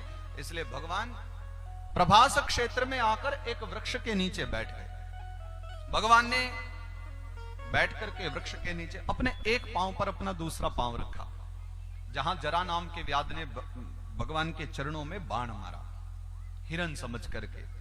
फिर निकट आया और भगवान को देखा तो क्षमा याचना की, भगवान ने उसे भेज दिया। तब उद्धव जी महाराज आए, भगवान ने उद्धव जी को विदुर जी के निकट भेजा।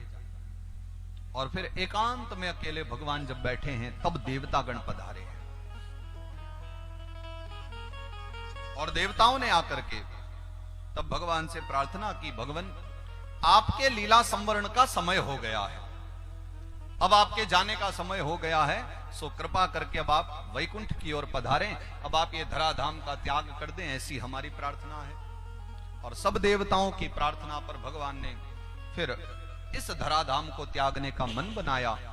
गरुड़ जी महाराज पधारे हैं और भगवान अपने नारायण वेश में आकर चतुर्भुजधारी होकर भगवान गरुड़ पर विराजमान हुए।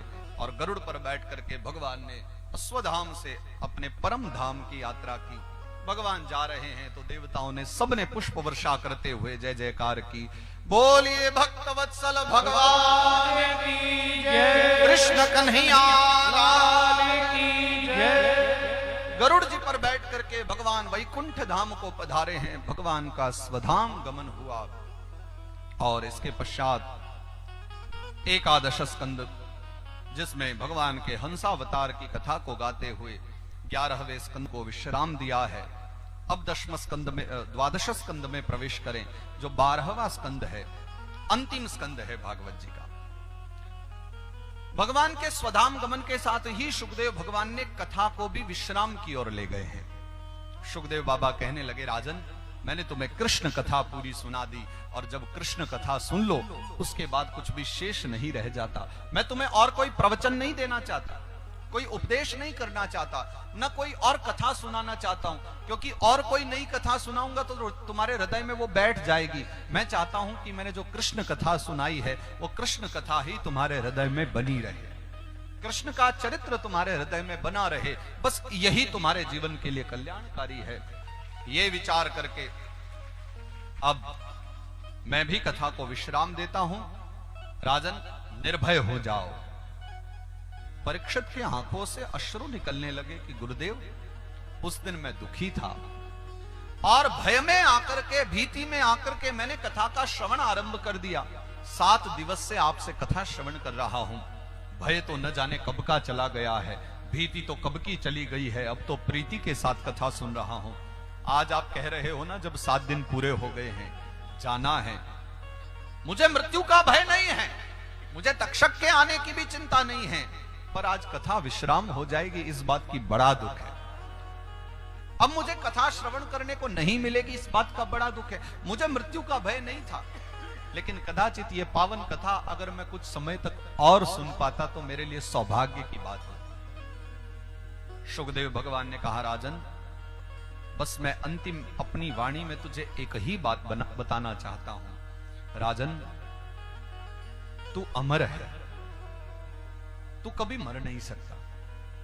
तुझे जो आज मारने आएगा ना तक्षक, वो तुझे नहीं मारेगा, तेरे वस्त्रों को जलाएगा। तेरा वस्त्र अर्थात तेरा शरीर, वासांश जरणानि यथा विहाय नवानि गृह्णाति नरोपराणि, श्रीमद् भगवद गीता। शरीर वस्त्र है और आत्मा वास्तविकता में जो जीव है वो हम है। शुकदेव बाबा कहते हैं कि तुझे मारने की सामर्थ्य किसी में नहीं। तक्षक तेरे शरीर को नष्ट करेगा, वो तो वस्त्र है, फिर बदल जाएंगे, फिर दूसरे आ जाएंगे, फिर किसी नए कलेवर में तेरा जन्म होगा। तू तो सदा सदा अमर रहेगा।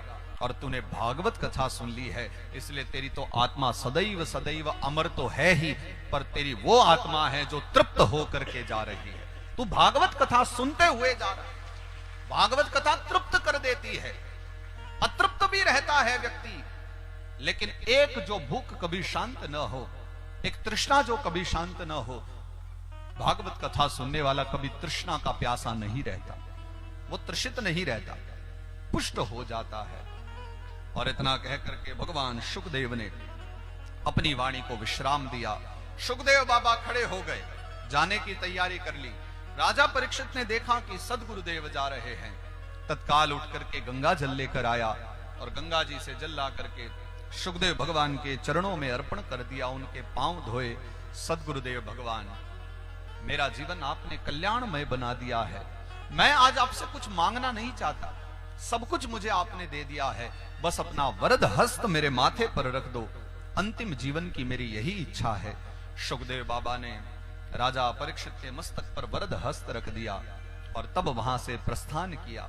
जाते हुए सदगुरुदेव भगवान को देख रहा है परीक्षित, पीछे चारों ओर जय जयकार हो रही है, सारे श्रोता मिलकर के कह रहे हैं, बोलिए शुकदेव भगवान की जय, सदगुरुदेव भगवान की जय। शुकदेव बाबा जा रहे हैं और सारे श्रोता समाज खड़े होकर के इन 7 दिनों को याद कर रहे हैं।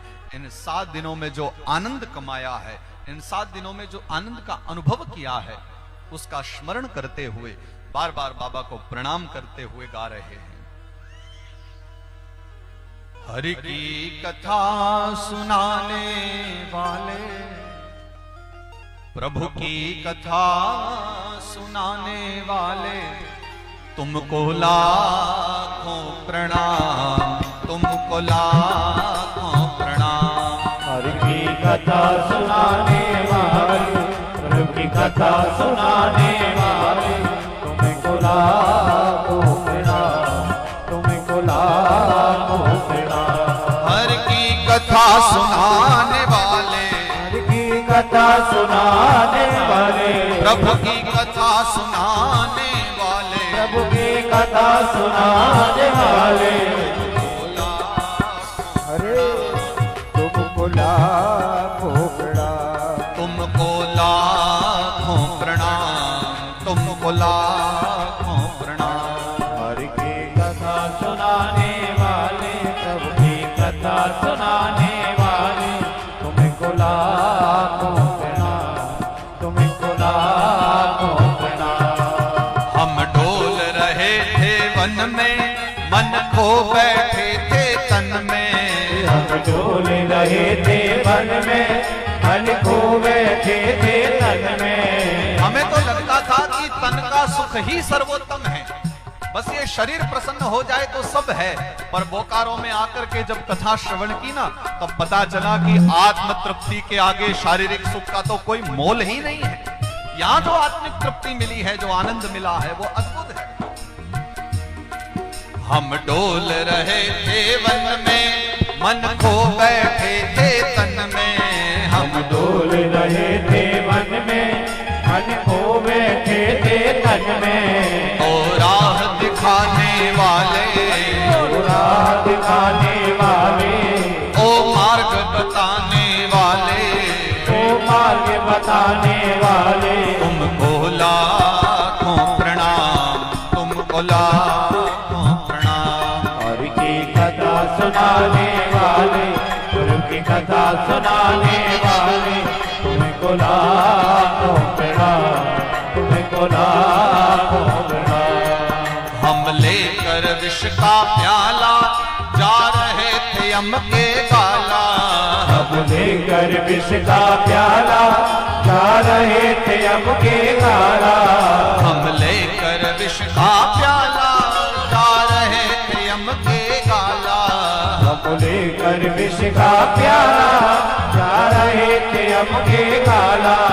ओ सुधा पिलाने वाले, ओ सुधा पिलाने वाले, ओ अमृत पिलाने वाले, ओ अमृत पिलाने वाले, तुमको लाखों प्रणाम, तुमको लाखों प्रणाम।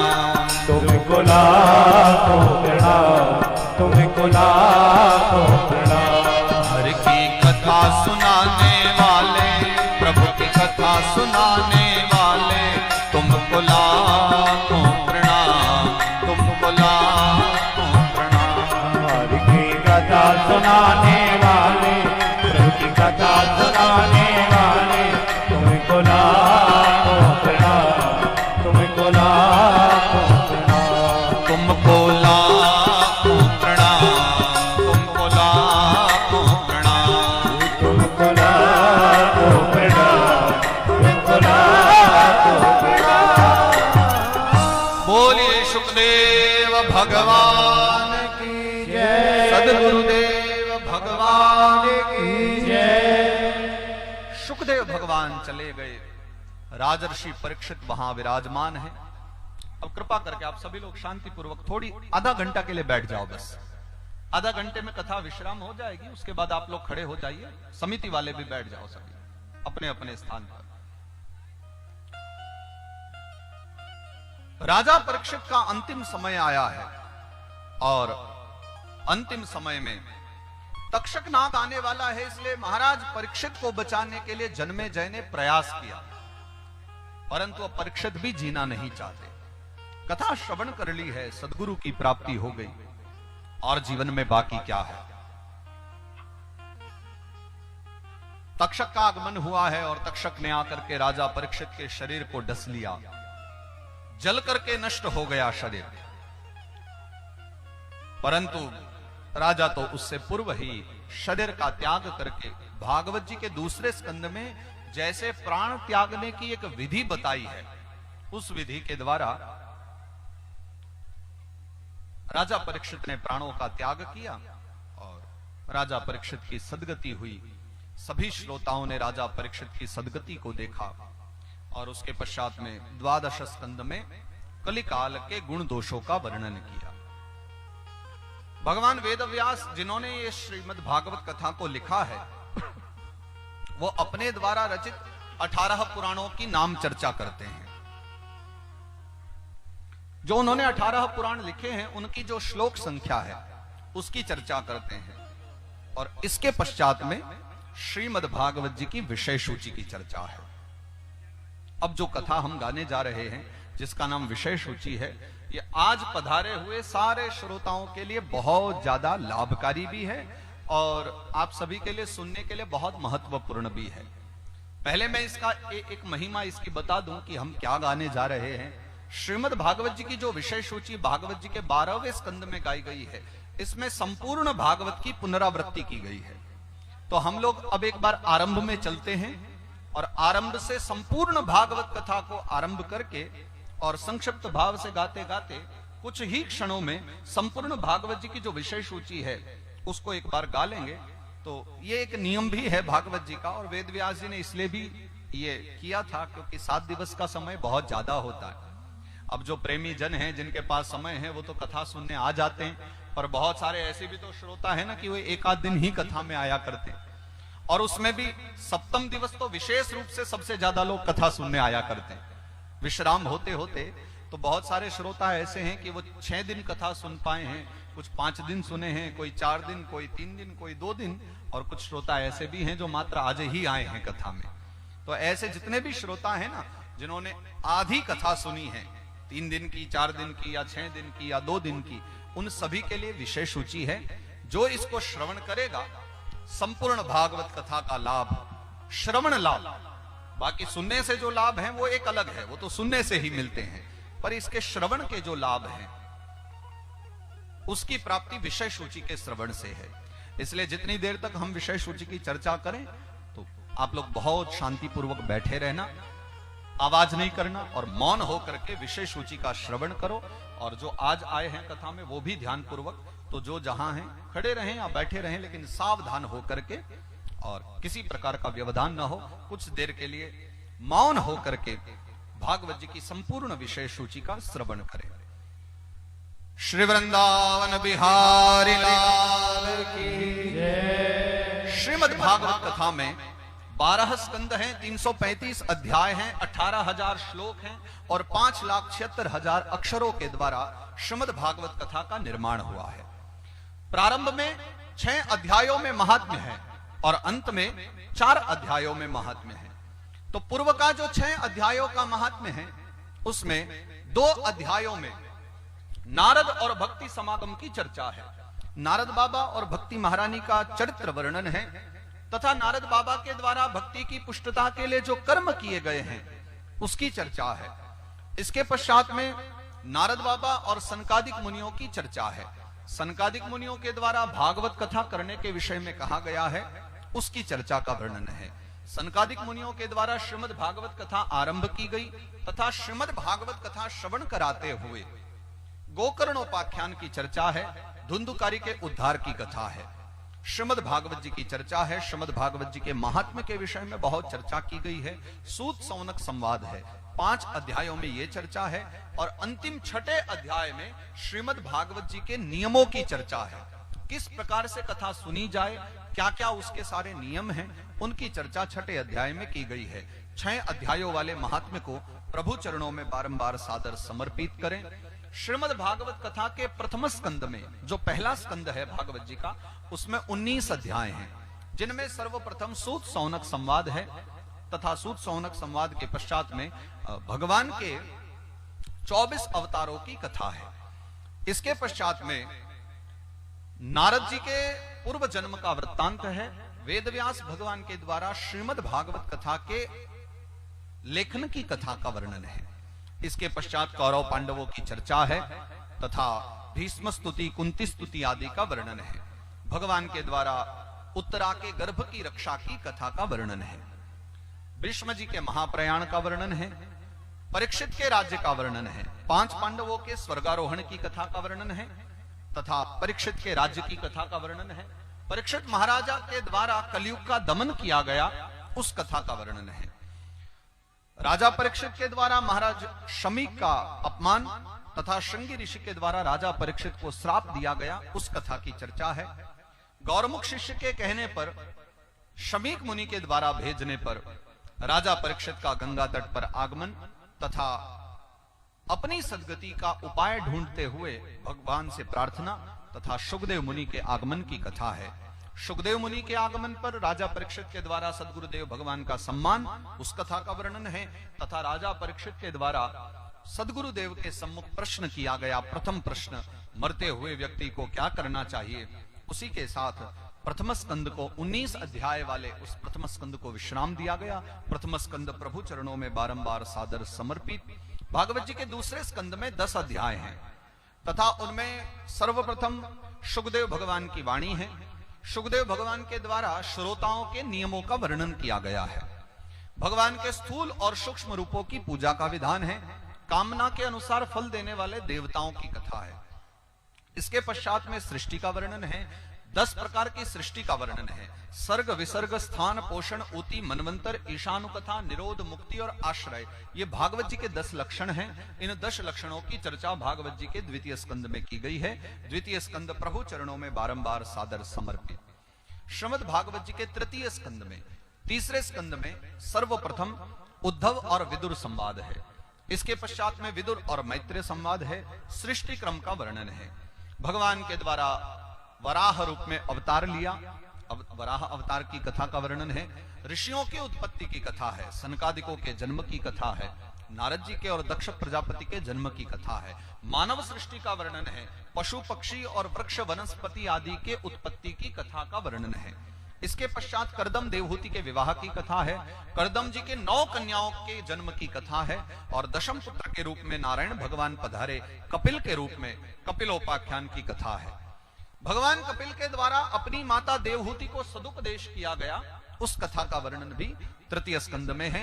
भक्तिहीन पुरुषों की अधोगति के विषय में चर्चा है। ये कथा भी तृतीय स्कंद में वर्णित की गई है। तृतीय स्कंद प्रभु चरणों में बारंबार सादर समर्पित। श्रीमद् भागवत जी के चौथे स्कंद में मनु शत्रुपा की कथा है।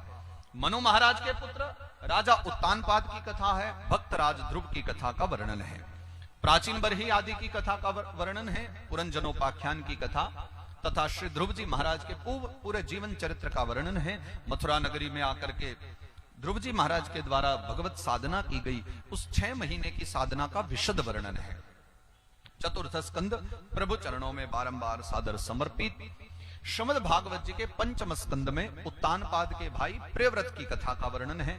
उनके पुत्र आग्निद्र, इद्मजिह्व, यज्ञबाहु, हिरण्यरेता, घृतपृष्ठ, सवन, मेधातिथि, वीतिहोत्र, ये महाराज प्रियव्रत के पुत्र हुए, उनकी कथा का वर्णन है। इनके वंश में हुए मेरु देवी के द्वारा उत्पन्न महाराज ऋषभ देव की कथा का वर्णन है। ऋषभ देव जी के 100 पुत्र हुए। भरत, कवि, हवि, अंतरिक्ष, प्रबुद्ध, पिप्पलायन, आविर्होत्र, द्रुमिल, चमस और करभाजन, इन सब पुत्रों के विषय में विशद चर्चा है। एक पुत्र भरत हुए, उनके 3 जन्मों की कथा है। प्रथम ऋषभ देव के पुत्र के रूप में, द्वितीय जन्म में हिरण बने हैं, उस कथा का वर्णन है। और तृतीय जन्म में अंगिरा गोत्र के ब्राह्मण के यहाँ इन्होंने जन्म लिया, उस कथा का वर्णन है। तृतीय जन्म में भरत जी महाराज ने राजा रहुगण को उपदेश किया है, उस कथा का वर्णन है पंचम स्कंद में। तथा उसके पश्चात भारतवर्ष की कथा है। भूगोल खगोल का वर्णन भी भागवत जी के पंचम स्कंद में किया गया है। सूर्य के रथ की गति का वर्णन है। शिशुमार चक्र की गति का वर्णन है। गंधमान, रैवतक, गोवर्धन आदि जो भारतवर्ष के प्रमुख पर्वत हैं, उनकी चर्चा है। गंगा, यमुना, सरस्वती, नर्मदा, चर्मनवती, वैदिका, कावेरी, सरयू, इन सब नदियों का वर्णन श्रीमद् भागवत जी में किया गया है। भारतवर्ष के जो प्रमुख तीर्थ हैं, पुष्कर, मथुरा, कुरुक्षेत्र आदि, अवध आदि, इन सब, काशी आदि प्रमुख धामों की चर्चा भी श्रीमद् भागवत जी के पंचम स्कंद में की गई है। और अंत में जम्बूद्वीप का वर्णन करते हुए, भूगोल खगोल का वर्णन करते हुए, हमारे भूमंडल के जो 7 द्वीप हैं, जम्बूद्वीप, लक्षद्वीप, शालमली द्वीप, कुशद्वीप, क्रौंच द्वीप, पुष्कर द्वीप, इन सब की चर्चा है। और जो सप्त सागर हैं, उन 7 समुद्रों के विषय में भी चर्चा की गई है। इनके आकार, इनके परिमाण, इन सब की चर्चा का वर्णन भी भागवत जी के पंचम स्कंद में है। और अंत में 28 प्रकार के नरकों का वर्णन किया गया है। वैसे विभिन्न नरक हैं, परंतु भागवत जी में 28 प्रकार के मुख्य नरक बताए हैं। कामना के अनुसार, व्यक्ति के कर्मों के अनुसार जहां पर व्यक्ति की आत्मा को भेजा जाता है कष्ट पाने के लिए, दक्षिण दिशा में उन सभी नरकों का वर्णन किया गया है। पंचम स्कंद प्रभु चरणों में बारंबार समर्पित। षष्ठम स्कंद में, भागवत जी के 6ठे स्कंद में नाम महिमा की कथा है। और नाम महिमा का वर्णन करते हुए अजामिलोपाख्यान है। नारायण के नाम से अजामिल का उद्धार हुआ, उस कथा का वर्णन है। उसके पश्चात वृत्रासुर की कथा है। वृत्रासुर के पूर्व जन्म की कथा है, जो पूर्व जन्म में राजा चित्रकेतु था तथा उसके 1 करोड़ रानियां थी। और उनके पुत्र की जो मृत्यु की कथा है वो भी षष्ठम स्कंद में वर्णित की गई है। इसके पश्चात इंद्र पर ब्रह्म हत्या लगती है और उस ब्रह्म हत्या को 4 स्थानों में विभाजित करके बृहस्पति जी बांट देते हैं। वृक्षों में, भूमि में, जल में और माताओं में, नारियों में, वो 4 स्थानों पर ब्रह्म हत्या को बांटने की जो कथा है वो भी षष्ठम स्कंद में वर्णित की गई है। और इसी के साथ षष्ठम स्कंद को विश्राम दिया। षष्ठम स्कंद प्रभु चरणों में बारंबार सादर समर्पित। श्रीमद् भागवत जी के सप्तम स्कंद में जय विजय के श्राप की कथा का वर्णन है। इसके पश्चात हिरण्यकशिपु के उद्धार की कथा का वर्णन है। भक्त प्रहलाद के जीवन चरित्र का वर्णन है। पश्चात में मानव धर्म की कथा है। मानवोचित उचित धर्म बताए हैं मानवों के लिए। फिर 4 वर्णों की कथा है। ब्राह्मण, क्षत्रिय, वैश्य और शूद्र के विषय में चर्चा करते हुए सनातन धर्म के जो 4 आश्रम हैं, ब्रह्मचर्य, गृहस्थ, वानप्रस्थ और संन्यास, इन 4 आश्रमों की चर्चा भी भागवत जी के सप्तम स्कंद में की गई है। सप्तम स्कंद प्रभु चरणों में बारंबार समर्पित। श्रीमद् भागवत जी के 8वें स्कंद में, अष्टम स्कंद में सर्वप्रथम गजग्राह चरित्र है। गजेंद्र के ग्राह के उद्धार की कथा है। उसके पश्चात समुद्र मंथन की कथा है। श्री, मणि, रंभा, वारुणी, अमृत, शंख, गजराज, इन सब के 14 प्रकार के रत्नों के उत्पत्ति की कथा अष्टम स्कंद में की गई है। इसके पश्चात बलि वामन प्रसंग है। भगवान के वामन अवतार की कथा है। राजा बलि के पराजय की कथा का वर्णन है। और फिर एक अध्याय में भगवान के मत्स्यावतार की कथा का वर्णन अष्टम स्कंद में है। अष्टम स्कंद प्रभु चरणों में बारंबार सादर समर्पित। नवम स्कंद में सूर्यवंश का वर्णन है तथा सूर्यवंश में जो राजा हुए हैं, महाराज रघु की कथा है, महाराज दिलीप की कथा है, अज की कथा है, एडविड की कथा है तथा दशरथ जी महाराज की कथा को गाते हुए भगवान श्री राम के जीवन चरित्र को संक्षिप्त भाव से 2 अध्यायों में गाया गया है। इसके पश्चात चंद्रवंश का वर्णन करते हुए नवम स्कंद को विश्राम दिया है। नवम स्कंद प्रभु चरणों में बारंबार सादर समर्पित। इसके पश्चात 10वां स्कंद है। 10वें स्कंद को भागवत जी का प्राण कहा गया है क्योंकि इसमें संपूर्ण कृष्ण लीला है। 10वां स्कंद भागवत जी का सबसे बड़ा स्कंद है जिसमें 90 अध्याय हैं। 49 अध्यायों में पूर्वार्ध है और शेष के अध्यायों में उत्तरार्ध है। पूर्वार्ध का जो स्थान है 10वां स्कंद का, पूर्वार्ध के 3 अध्यायों में भगवान के अवतार की कथा गाई है। भगवान नारायण कृष्ण रूप में अवतरित हुए हैं, उनकी कथा है तथा उसके पश्चात में भगवान के गोकुल, मथुरा से गोकुल गमन की कथा है। गोकुल में भगवान के जन्मोत्सव की कथा है। कंस के द्वारा भेजी हुई पूतना के उद्धार की कथा है। तृणावर्त उद्धार की कथा, भगवान भोलेनाथ के आगमन की कथा है तथा भगवान के बाल चरित्रों की कथा का वर्णन है। भगवान के उखल बंधन की कथा है। मृत्तिका भक्षण की कथा है। इसके पश्चात भगवान के गोकुल से वृंदावन जाने की कथा है। वृंदावन जाकर के ब्रजवासियों के द्वारा नंद नगरी बनाई गई, उस कथा का वर्णन है। भगवान के द्वारा वत्सचारण की, गौचारण की कथा है। वत्सासुर, बकासुर और अघासुर के उद्धार की कथा है। तालवन की रक्षा करते हुए भगवान ने धेनुकासुर का उद्धार किया, उस कथा का वर्णन है। अघासुर के उद्धार की कथा है। अग्निपान की कथा है तथा गोप गोपिकाओं का भगवान ने माखन खाया, माखन का दान लिया, उनकी कथा है तथा माखन चोरी लीला का वर्णन है और भगवान की प्रिय बाल लीलाओं की चर्चा है। इसके पश्चात में यज्ञ पत्नियों पर भगवान की कृपा हुई, उस कथा का वर्णन है। ब्रह्मा मोह की कथा का वर्णन है। वेणुवादन की कथा है। चीरहरण की कथा है। श्री गोवर्धन धारण की कथा है। इंद्र के मान का भंग करते हुए भगवान ने श्री गिरिराज जी को अपने बाएं हाथ की कनिष्ठिका उंगली के नख पर धारण किया, उन श्री गिरि गोवर्धन नाथ के धारण की कथा का वर्णन है। और इसके पश्चात में रास लीला का वर्णन है। वर्षा और शरद ऋतु का वर्णन है। वेणुवादन की कथा है। और इन कथाओं के पश्चात भगवान के मथुरा गमन की कथा है। अक्रूर जी का आगमन हुआ, अक्रूर जी के साथ भगवान मथुरा पधारे हैं। मथुरा में धोबी पर भगवान ने कृपा की, सुदामा माली पर कृपा की, कुब्जा पर कृपा की, धनुष का भंग किया और कुबले आपीड़ हाथी का भगवान ने उद्धार किया। पश्चात रंगभूमि में भगवान पधार करके चाणूर मुष्टिकादि का उद्धार करते हैं और फिर भगवान ने कंस को मारकर उग्रसेन महाराज और वसुदेव देवकी का उद्धार किया, कारागार से उनको मुक्त किया, उस कथा का वर्णन है। इसके पश्चात भगवान के विद्याध्ययन की कथा है। उज्जैन नगरी में जाकर के सांदीपनि मुनि के यहाँ भगवान ने विद्या ग्रहण की। 64 दिनों में 64 प्रकार की भगवान विद्या ग्रहण करते हैं, उनकी कथा का वर्णन है। इसके पश्चात भगवान का आगमन, गोपियों की याद आने पर भगवान के द्वारा उद्धव को संदेश वाहक बना करके भेजने की कथा है, गोपी उद्धव संवाद की कथा है। तथा इसके पश्चात भगवान के द्वारा द्वारिकापुरी के निर्माण की कथा है। जरासंध के द्वारा 17 बार भगवान पर अक्षौहिणी सेना लेकर प्रहार किया गया, उस कथा का वर्णन है। कालियवन के आगमन की कथा का वर्णन है। तत्पश्चात भगवान का द्वारिकापुरी में निवास और भगवान के विवाहोत्सव की चर्चा है। रुक्मिणी हरण की कथा है, प्रद्युम्न के जन्म की कथा है, उषा अनिरुद्ध के मिलन की कथा है तथा भगवान के जाम्बवंती के साथ विवाह की कथा है। नागनजिति, सत्या, मित्रवृंदा, लक्ष्मणा, भद्रा और यमुना, कालिंदी, इनके साथ भगवान के विवाहोत्सव की चर्चा की गई है। पश्चात भौमासुर के उद्धार की कथा है। 16,100 कन्याओं के साथ भगवान का विवाह, राजा नृग के उद्धार की कथा है। ब्राह्मण देवता की कथा है। सुदामा ब्राह्मण पर भगवान की कृपा हुई, सुदामा को ऐश्वर्य दिया भगवान ने, उस कथा का वर्णन है। तथा इसके पश्चात वेद स्तुति का वर्णन करते हुए और नारद बाबा के द्वारा भगवान की परिचर्या देखी गई, उस कथा का वर्णन करते हुए दशम स्कंद को विश्राम दिया है। दशम स्कंद प्रभु चरणों में बारंबार समर्पित।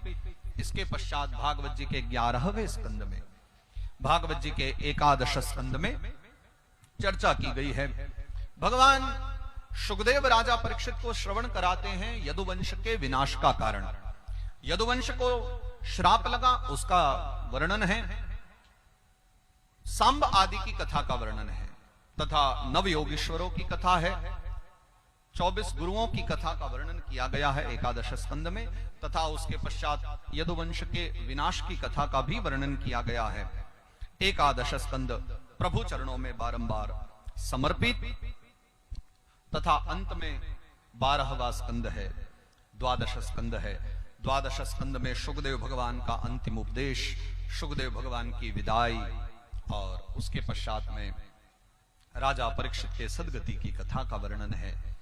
फिर कलिकाल के गुण दोषों का वर्णन है। तथा इसके पश्चात में भगवान वेदव्यास के द्वारा रचित जो 18 पुराण है, उनके श्लोक संख्या का वर्णन है। तथा उसके पश्चात में जो अभी आप श्रवण कर रहे हैं, इस विषय सूची का वर्णन भागवत जी के 12वें स्कंद के अंत में किया गया है। और इसके साथ 12 स्कंद हम प्रभु चरणों में बारंबार समर्पित करें।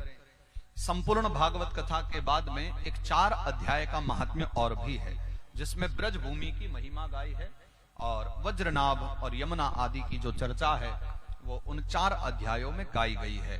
तो उन महात्म्य के 4 अध्यायों के साथ संपूर्ण भागवत कथा, श्रीमद् भागवत महापुराण भगवान के पावन चरणों में हम बारंबार समर्पित करते हैं। और अब हम लोग विश्राम की ओर प्रस्थान करेंगे। श्रीमद् भागवत कथा का विश्राम आज होना है। तो विराम पर चलने से पूर्व, वैसे तो अभी बहुत सारी बात करनी है, मुझे बहुत कुछ अभी और बताना है, कहना है, पर उससे पूर्व हमारा एक जो नियम है हम उसका पालन करें कि नित्य आपने भी श्रवण किया होगा कि हम भागवत कथा गाते हुए श्रीमद् भागवत जी के मंत्रों को बीच बीच में गाया करते हैं। भागवत जी के श्लोकों का गायन मैं करता रहता था और आप लोग बड़े प्रेम से श्रवण करते थे, क्योंकि भागवत के जो श्लोक हैं वो मंत्र के समान हैं, क्योंकि भागवत वेदों से निसृत है। अतः ये सभी मंत्र बड़े लाभकारी हैं, सभी बड़े पावन पुनीत मंत्र हैं, परंतु सभी के द्वारा गाना संभव नहीं होता, इसलिए हम स्वयं ही कथा करते हुए मंत्रों का गायन करते हैं। परंतु मैंने एक नियम बनाया है कि जब भी कथा का विश्राम होता है तो मेरा मन रहता है कि कुछ मंत्रों का उच्चारण मैं आप सबसे करवाऊं। तो इसलिए कथा के विश्राम पर भागवत जी का पहला श्लोक और भागवत जी का अंतिम श्लोक, 2 श्लोकों का हम गायन करेंगे।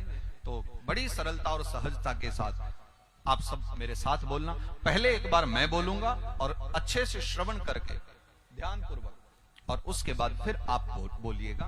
तो एक बार मैं बोलता हूं और एक एक पाद करके, एक एक चरण करके छोटा छोटा बोलेंगे। तो एक बार मैं बोलूं तो जिनसे बोला जाए वो बोलिए, और जो न बोल पाए वो मौन होकर के श्रवण कीजिएगा। तो पहले भागवत जी के पहले श्लोक का हम गायन करते हैं, महात्म्य का पहला अध्याय, पहला श्लोक।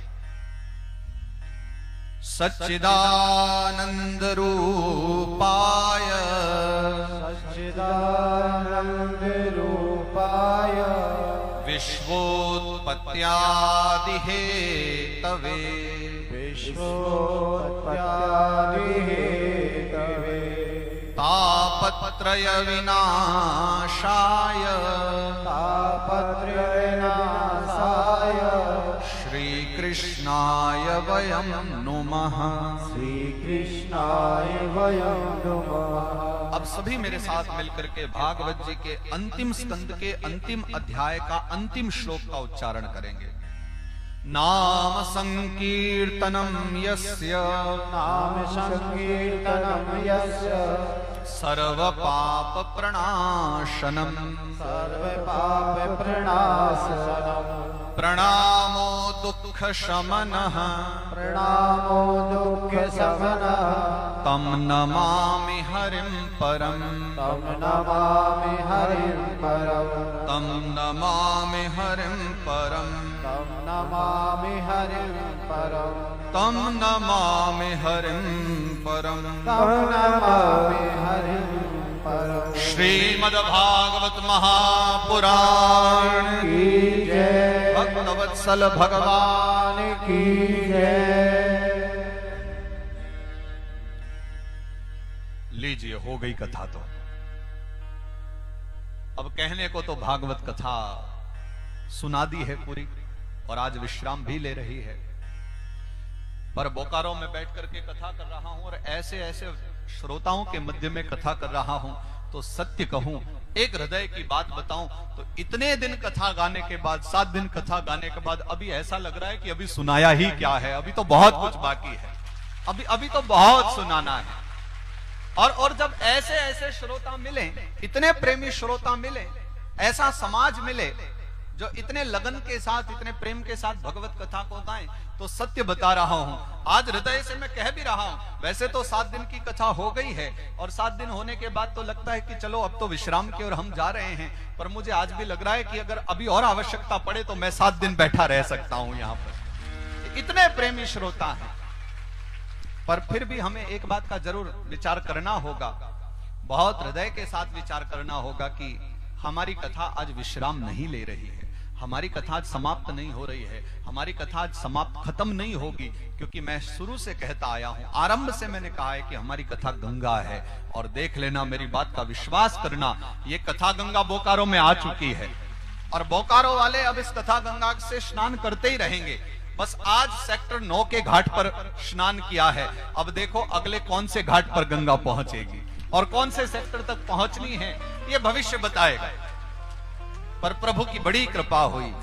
बस मैं तो अपना अब थोड़ा सा अनुभव कहूंगा कि मेरा अनुभव बोकारो आकर के जो आनंदमय रहा है कि अब सब कुछ तो सुना दिया है, पर क्योंकि हरि अनंत, हरि कथा अनंता, उस भावना से हम कितना भी गा लें तो कथा तो कभी तृप्त होगी नहीं, पूरी होगी नहीं।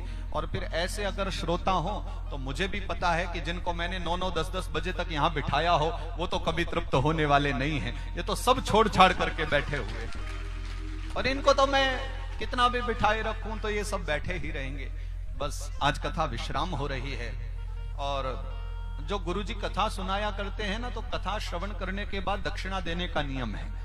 तो एक दक्षिणा तो मैं आप सबसे भी लेकर के जाना चाहता हूं, तो कृपा करोगे ना देने की। वैसे कृपा गुरुजी किया करते हैं, पर भैया मैं बार बार समझाता हूं कि शिष्यों से भी हम तो कृपा ले लिया करते हैं। हाँ, तो इसलिए मैं तो एक दक्षिणा मांग करके जा रहा हूं कि आपके कानों में अगर कभी पड़ जाए ना कि भैया आचार्य सचिन कौशिक जी फिर बोकारो आए हैं, तो बस आंख बंद करके चले आना कथा सुनने। मैं चाहता हूं मेरे ये जो श्रोता समाज है, ये जो पूरा समाज है, जहां भी कथा हो आप लोग ऐसे ही आओ, क्योंकि इस कथा में जो कुछ हुआ है ना, मेरे समिति वाले इतने प्रसन्न हैं, क्योंकि इन्होंने इतनी आशा भी नहीं की थी, उस आशा से बढ़कर के ये कथा हुई है। और मैं सत्य बताऊं तो पहले दिन से पंडाल छोटा पड़ा है। हम पहले दिन कथा करने आए थे, तब से ये पंडाल छोटा था, और आज तो देख लो पूरा महासमुद्र बना हुआ है, जहां जहां तक देखो अपने सब खड़े हुए हैं। और कमाल की बात यह है कि पहले दिन से ही ये चर्चा कर रहे हैं, बोले महाराज जी पंडाल बढ़ाना पड़ेगा, बढ़ाना पड़ेगा, बढ़ाना पड़ेगा, और आज तक एक पग भी नहीं बढ़ाया है। और लोगों को देखो खड़े होकर के 4-4 घंटे कथा सुनी। ये तो है, बुद्धिमान बहुत है हमारे समिति वाले। रोज आकर के एक बार तो बोल ही जाते थे, बोले महाराज जी पंडाल बड़ा करना पड़ेगा। मैंने कहा जरूर, इसका मतलब कल तो बड़ा ही मिलेगा, आके देखो फिर उतना ही है। वाह भैया, ये तो बड़ा अद्भुत काम किया। पर फिर भी श्रोता इतने कमाल के हैं कि श्रोताओं की कोई शिकायत नहीं। खड़े होकर के 4-4 घंटे कथा सुनी। और मैंने ये बात पहले दिन भी कही थी, आज फिर कह रहा हूं, बोकारो जैसे श्रोता कहीं नहीं मिलते जो 4 घंटे खड़े हो सके। बैठ करके तो सब कथा सुनते, और 4 घंटे तक खड़े होकर के, कमाल की बात है। यहाँ बैठे वालों के घुटने दर्द कर जाते हैं। आप बड़े बलशाली व्यक्ति हो सब, 4-4 घंटे तक नित्य आपने खड़े होकर कथा सुनी है। ऐसे खड़ेश्वरी बाबाओं को मेरा प्रणाम है। धन्य हो आप। बहुत बलशाली काम, ये देखने को नहीं मिलता प्रायः सर। तो अब सर्वप्रथम तो हम जब विश्राम की ओर चलें, सबसे पहले मैं मेरे ठाकुर जी को याद करूं, मैं मेरी भागवत जी को स्मरण करूं, और अपनी भागवत जी का स्मरण करते हुए मैं प्रार्थना करता हूं भागवत जी से कि ये बोकारो में कथा में आकर के जितने श्रोताओं ने कथा श्रवण की है, चाहे कुछ पल के लिए ही कथा श्रवण की हो, 1 दिन आए हो अथवा 2 दिन आए हो, जिस कामना को लेकर भी ये कथा श्रवण करने आए हो, मैं भागवत जी से प्रार्थना करता हूं आपकी सब मनोकामनाएं पूर्ण हो। बस यही मेरी इच्छा है। और वैसे तो मेरी इतनी आयु है नहीं कि मैं आप लोगों को आशीर्वाद दूं, क्योंकि यहां मुझसे सब बड़े बड़े बैठे हुए हैं, लेकिन फिर भी ये भागवत जी का प्रताप ही है कि आप इतना सम्मान हमें देते हो। और वैसे तो सब मुझसे बड़े बड़े माननीय सम्मानीय हैं, लेकिन पीठ की ओर से, मेरी ओर से नहीं, क्योंकि मुझ में वो सामर्थ्य नहीं है। मैं तो खुद बालक हूं और भागवत जी का एक बालक हूं बस, लेकिन तथापि एक पीठ पर बैठा हूं, और इस पीठ की कुछ मर्यादाएं हैं, कुछ महिमा है। उन महिमा के साथ सब श्रोताओं को इस पीठ से मैं खूब आशीर्वाद देता हूं, खूब उन्नति करो और ऐसे ही धूमधाम से कथा कराते रहो, खूब आनंद करते रहो। भागवत जी की ऐसी कृपा हम पर बनी रहे। उसके पश्चात मेरे सभी समिति वाले जो यहाँ इस कथा को बड़े धूमधाम से मनाते आए हैं, और मुझे बता भी रहे थे कि कोरोना होने से पहले भी खूब सारी कथा हुई है यहाँ पर। तो देखो, जब कोरोना चला गया है तो उसके बाद क्या कुछ मिला है हमारे को। तो इसलिए उस समय बीच में चलो कुछ समय रहा है वो कोरोना का कि वंचित रहे हैं, पर वंचित होने के बाद भी जब मिला है तो इतना मिला है कि 2-3 साल की कसर इस बार पूरी हो गई है। इतने आनंद सबने लिए हैं। तो मेरे सारे समिति वालों को भैया मैं बहुत बहुत साधुवाद देता हूं। ये आप ही का परिश्रम है जो इतना बड़ा सागर आज जुड़ गया है, ये आप सबकी महिमा है। तो आपने जैसे भी विचारों से मिल करके और आपस में सामंजस्य बिठा करके जो कथा कराई है, देख रहा हूं कि इतने लोगों के मध्य में, इतनी बड़ी व्यवस्था के बीच में इतनी बड़ी कथा करा करके भी कोई छोटा सा भी व्यवधान हमारी कथा में नहीं आया। ये बहुत बड़ी ठाकुर जी की कृपा, और ये आपका आपसी सामंजस्य, आपका प्रेम, जो आपने इतनी भव्य कथा की। और हाँ, उसके बाद ये भी पक्का हो गया है कि भैया इस बार तो ये विचार कर रहे थे कि इतना बड़ा पंडाल तो बना दिया है, कोई आएगा भी कि नहीं कथा में, ये भी भरेगा कि नहीं। अब पक्का कर लो कि अगली बार इसका डबल होना चाहिए पंडाल। और फिर मैं पुनरावृत्ति कर दूं कि मैं पंडाल वंडाल बढ़वा करके अपनी अगली कथा पक्की कर रहा हूं, है ना। अब फिर मिलेंगे और फिर ये हरी कथा होगी, फिर ये समाज जुड़ेगा। तो अब मेरे सब समिति वाले हैं, आप सबको भी मेरा बहुत बहुत साधुवाद। आज मेरी कुछ इच्छा भी है, आप सारे समिति वाले अभी यही रहना, आपसे थोड़ा कार्य भी है, आप सबके भी मुझे थोड़े थोड़े आज विचार जानने भी हैं, क्योंकि आप लोगों ने बड़ा परिश्रम किया है और इतनी धूमधाम से कथा कराई है। तो ज्यादा नहीं, पर 2-2 मिनट में सबको देना चाहता हूं, इसलिए मैंने ये लिस्ट बनवाई थी। तो आप थोड़ी देर अभी प्रतीक्षा कीजिए और सब यहीं आ जाइए जहां भी हो समिति वाले। और उसके पश्चात मेरे सभी माताएं बहनें, आपके लिए मेरा विशेष प्रणाम, क्योंकि ये कथा में जहां जहां भी दृष्टि डालो ना, आपके द्वारा ही सब आनंद है, कि आपकी भक्ति ही है जो यहां इतना ये दिव्य भव्य आयोजन हुआ है। आपके हृदय में बैठे परमात्मा को प्रणाम। मेरे सभी भाई बंधु, सबके लिए साधुवाद। और विशेष रूप से देखो, ये भागवत कथा जो है ना, ये पूरी तरह धन से होने वाली कथा है।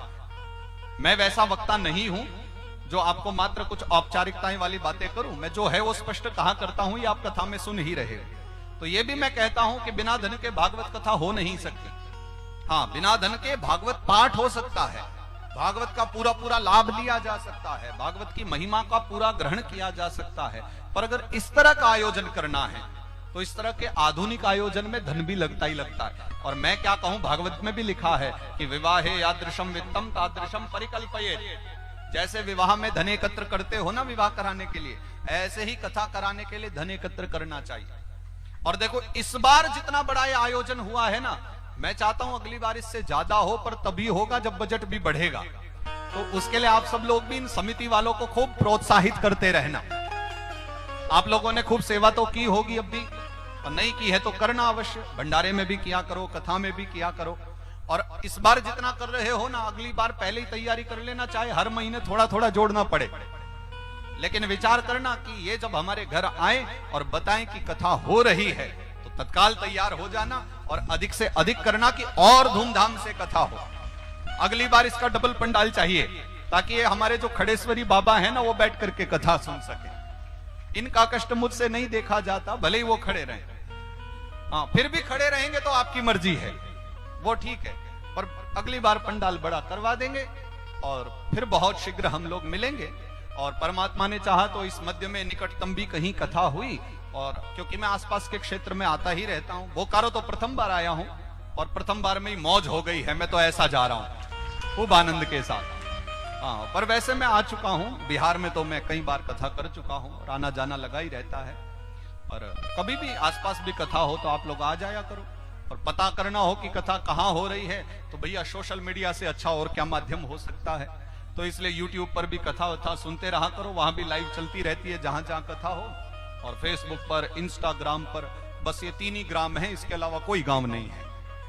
हाँ, इन 3 स्थानों पर आप एक बार आओगे और अपने आचार्य सचिन कौशिक को खोजते हुए पहुंचोगे तो हम मिल ही जाएंगे, और वहीं फिर अपना संबंध बना रहेगा। तो जो जुड़े रहें वो यूट्यूब पर आ जाना, वहां कथा सुनते रहना। और कहां कथा होने वाली है ये जानकारी के लिए फेसबुक और इंस्टाग्राम है ही। अधिक तो हम नहीं चलाते, और आप भी मत चलाया करो, बीमारी है बहुत बड़ी, है ना। अगली बार फिर कभी इस बारे में विस्तार से चर्चा करेंगे, पर बच के भी रहना, बीमारी बहुत बड़ी है मोबाइल। पर इतना तो सदुपयोग कर सकते हैं कि घर बैठे बोकारो से ही पता चल जाएगा कि भैया अब हमारे महाराज जी निकट ही आ रहे हैं, तो सब तैयारी करके आ सकते हो। इसलिए फेसबुक, इंस्टाग्राम आदि पर सब हमारे साथ जुड़े रहना, राधे राधे करते रहा करो वहीं। और फिर जहां जहां कथा हो दर्शन भी कर लिया करो। पुनः मिलेंगे और इस प्रकार से ही अपनी कथा को और भव्यता के साथ पुनः अगली बार करेंगे। तो आप यहाँ जिसकी जो भी सेवा रही है, आप सभी के लिए बहुत बहुत साधुवाद। और मथुरा से भी हमारी सब पधारे हुए हैं, जिनके द्वारा इस कथा को बहुत आनंदमय बनाया गया। तो सर्वप्रथम तो ब्राह्मण पूजनीय हैं, इसलिए हमारे पंडित जी महाराज, जो वैसे तो छोटे से पंडित जी हैं, पर नाम इनका राम भरत जी है। तो हमारे राम जी और भरत जी दोनों को लेकर चलते हैं। तो श्री राम भरत पंडित जी हमारे, जिन्होंने संपूर्ण भागवत कथा कही है। एक सत्यता बता रहा हूं, मैंने कथा नहीं कही है, कथा सच में पंडित जी नहीं कही है पूरी तो, क्योंकि हम तो कभी दाएं चले गए, कभी बाएं चले गए, हम तो आनंद लेते जा रहे हैं। पर संपूर्ण भागवत का जो मूल पाठ है वो हमारे पंडित जी ने ही किया है। तो भागवत जी की जो पूर्णा होती है वो पंडित जी के द्वारा ही है। इसलिए पंडित जी को भी सभी श्रोता उनके चरणों में भी नमन करे, धन्यवाद दे, जो यहाँ पधार कर वृंदावन से, और उन्होंने इस भव्य आयोजन को पूर्ण कराया। और फिर हमारे सभी गंधर्व लोग भी यहाँ विराजमान हैं कि भैया ये ना हो ना तो कथा में तो आनंद आएंगे, पर बीच बीच में नींद भी आ सकती है आपको कभी कभी। हाँ, हालांकि मैं कथा करते समय पूरा ध्यान रखता हूं कि मैंने देखा नहीं कि मेरी कथा में कभी कोई सोया हो, ऐसा कभी होता नहीं। हाँ, कोई ज्यादा खा के आया हो तो नहीं कह सकता मैं, तो फिर वो कथा नहीं सुलाती, फिर तो उसको दाल चावल सुलाया करते हैं। पर अगर ठीक ठाक आकर बैठे हो तो कथा में किसी को नींद आई नहीं, और फिर भी रसमय बनाने के लिए कथा को इन सब ने भी अपना पूरा सेवा की है भागवत जी में। तो ये सब भी हमारे ब्रज क्षेत्र से पधारे हुए हैं, और इतने दिव्य गांव से पधारे। अपने गांव का नाम भी गोपुष्टि, गोदृष्टिवन, जहां हमारे ठाकुर जी गैया चराया करते थे ना, ये उसी गैया वाले गांव से आए हैं, गोदृष्टिवन। हमारे लेखराज भैया हैं जो हारमोनियम आदि बजाया करते हैं, श्याम भैया हैं, श्याम सुंदर ही हैं जो तबला बजाया करते हैं, जिनकी थाप पर सब आनंद लेते हैं। और हमारे राजवीर भैया, ये भी आपके नचाने में विशेष सहायक है। और हमारे राजकुमार जी, वैसे इनका नाम प्रिंस है पर मैंने राजकुमार रख दिया है, मतलब तो एक ही है ना, ये प्रिंस है। ये बेंजो जो बजाया करते हैं, इनका भी अपना अद्भुत ही स्वर है, आनंद है। चारों पधारे हैं, इनके लिए भी बहुत बहुत साधुवाद। आपने भी खूब कथा में रंग जमाया है, खूब आनंद करे हैं। और उसके बाद भैया जितनी भी ये कथा की मूल बड़ी बड़ी सेवाएं हैं ना, एक तो हमारे टेंट वाले भाई साहब 7 दिन हो गए, हालांकि मुझे पता नहीं वो कौन है, पर जो भी है यही है क्या? अच्छा नहीं, बैठे रहो, कोई बात नहीं, आप ही हो टेंट वाले, नहीं बैठे रहो, नहीं सब देख लेंगे, फिर बाहर निकलते ही पकड़ लेंगे आपको, बोले लाइट क्यों नहीं लगवाई ज्यादा। हमारे रोज सारे फोटो खराब आ रहे थे, फेसबुक पर जा रहे हैं तो सब लोग कह रहे, बोले महाराज जी इतनी पब्लिक पर अंतिम वाले दिखाई नहीं दे रहे। मैंने कहा पीछे खड़ेश्वरी बाबा हैं, देखो भी मत, आगे वालों को देख लो जो बैठे। तो अगली बार पंडाल बड़ा होना है और पंडाल में खूब सारी लाइटें भी चाहिए ताकि फोटो बढ़िया बढ़िया आए, ये भी ध्यान रखेंगे। जानकी टेंट आओ, बहुत बढ़िया भैया, खूब सेवा आपकी ऐसे ही चलती रहे। नहीं हम प्रचार नहीं करेंगे किसी का, बैठ जाओ। तो जोन सा भी आपका टेंट हाउस है, हम तो कहें हमारी कथा में लगाते रहो बस, बाकी प्रचार अपना बाहर करते रहना जा करके, ठीक है ना। अब तो कर दिया वैसे भी हमने, बुलवा तो दिया तुमने, वैसे ही हो गया भैया। अब देखो तुम्हारी सेल कितनी बढ़ने वाली है, बढ़िया, ऐसे ही सेवा करते रहो, खूब धूमधाम से करो। अगली बार और बड़ा टेंट लगाना और सुंदर लगाना और सफेद लगाना, है ना। बोल दिया, मैं तो वैसे ही बोल रहा हूं, एक बार बोल दो तो याद रहेगा ना कि कथा में भी कही है। आपकी सेवा के लिए भी बहुत बहुत साधुवाद, आपके लिए भी, आपके द्वारा इतने जो सब बैठे हैं सब तक वाणी पहुंची है। तो हमारे साउंड वाले भैया भी और दरी वाले भैया भी, चाय पानी वाले भैया भी, जिसकी जो भी सेवा रही है, छोटी से छोटी भी जिसने जो भागवत जी में सेवा की है, आप सबके लिए भी बहुत बहुत साधुवाद। ठाकुर जी आप सब पर कृपा बनाए रखे, बहुत आनंद आपके जीवन में बने रहे, बस यही मेरी कामना है। और इन्हीं मंगल कामनाओं के साथ अब मैं कथा को विश्राम देने जा रहा हूं। मैंने कल आपको बताया था कि कथा बहुत धूमधाम के साथ विश्राम करेंगे, क्योंकि मेरे साथ पहले ये बहुत हो चुका है कि हम जब जब कथा विश्राम करते हैं ना, तो कथा के विश्राम होते ही मेरे श्रोता बहुत रोने लग जाया करते थे। तो मैंने सारी बदल दी, व्यवस्थाएं बदल दी। मैंने कहा मैं जाते जाते आपको रुलाकर नहीं, हंसा कर जाना चाहता हूं, और मैं चाहता हूं जब दोबारा आऊं तब भी आप वैसे ही मुस्कुराते चेहरे के साथ मिलो, आप सदा प्रसन्न रहो। और इसलिए मैं प्रयास करता हूं कि चलो मैं मानता हूं कि इतनी दिव्य चीज, इतना बड़ा अमृत आपको मिला है, और भागवत अमृत जब हमसे दूर जा रहा है तो थोड़ा हृदय में पीड़ा होना तो स्वाभाविक है, और आंखों से अश्रु निकल जाना, मुझे लगता है उसमें बुराई नहीं, वो भी अच्छा है। ये हमारा भाव है, ये हमारा प्रेम है, ये हमारा कथा के प्रति प्रेम है जो अश्रुओं के माध्यम से निकलता है। तो अगर वो आए तो भी ठीक है, पर जाते जाते सबके जीवन में एक हर्षोल्लास हो, इसके लिए हम उत्सव मनाते हुए कथा को विश्राम करते हैं। तो आज भी होली हम मनाएंगे, अभी आरंभ करेंगे, और उससे पहले थोड़ा 10-20 मिनट का समय मैं ले लूं, क्योंकि मैंने एक परंपरा बनाई है कुछ समय से।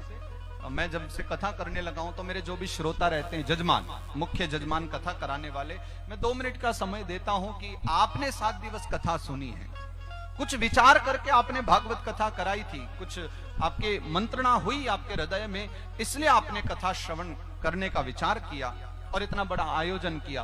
फिर ये जो कथा हो रही है ये तो हमारी समिति के द्वारा हो रही, और समिति के द्वारा है इसलिए इतना भव्य भी हो रही है। तो आप सबको जिन्होंने आनंद दिया है और सामंजस्य बिठा करके इतना अद्भुत आयोजन किया है, मैं चाहता हूं कि अब समिति वाले किसी एक को भी कहूं तो उचित नहीं है, इसलिए मैं सबको बुलाना चाहूंगा। तो एक एक करके आप, मैं बताता हूं, मैंने इसलिए सारी लिस्ट आज बनवा ली थी, कितने लोग समिति, मुझे लगा था 5-10 लोग हैं, इसमें बहुत सारे हैं, उल्टा,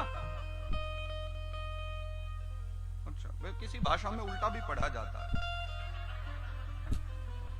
कोई बात नहीं। तो मैं एक एक करके सबको बोलता हूं। अच्छा मैं पदवी बिल्कुल नहीं बोलूंगा क्योंकि वो चीज मुझे पसंद नहीं है, तो पदवी वगैरह मैं नहीं बताऊंगा किसकी क्या है, लेकिन मैं जिसका भी नाम लेते रहूं, एक एक करके आइए और 2-2 मिनट में अपने हृदय के सब भाव आप मुझे बताते रहिए। हाँ ये भी ले आओ, और अपने अपने भाव आप 2-2 मिनट में एक ये बताइए कि आप भागवत कथा में 7 दिवस से लगे हैं, और 7 दिवस में आपने भी सुना है, अनुभव किया है, तो आपके जीवन के क्या अनुभव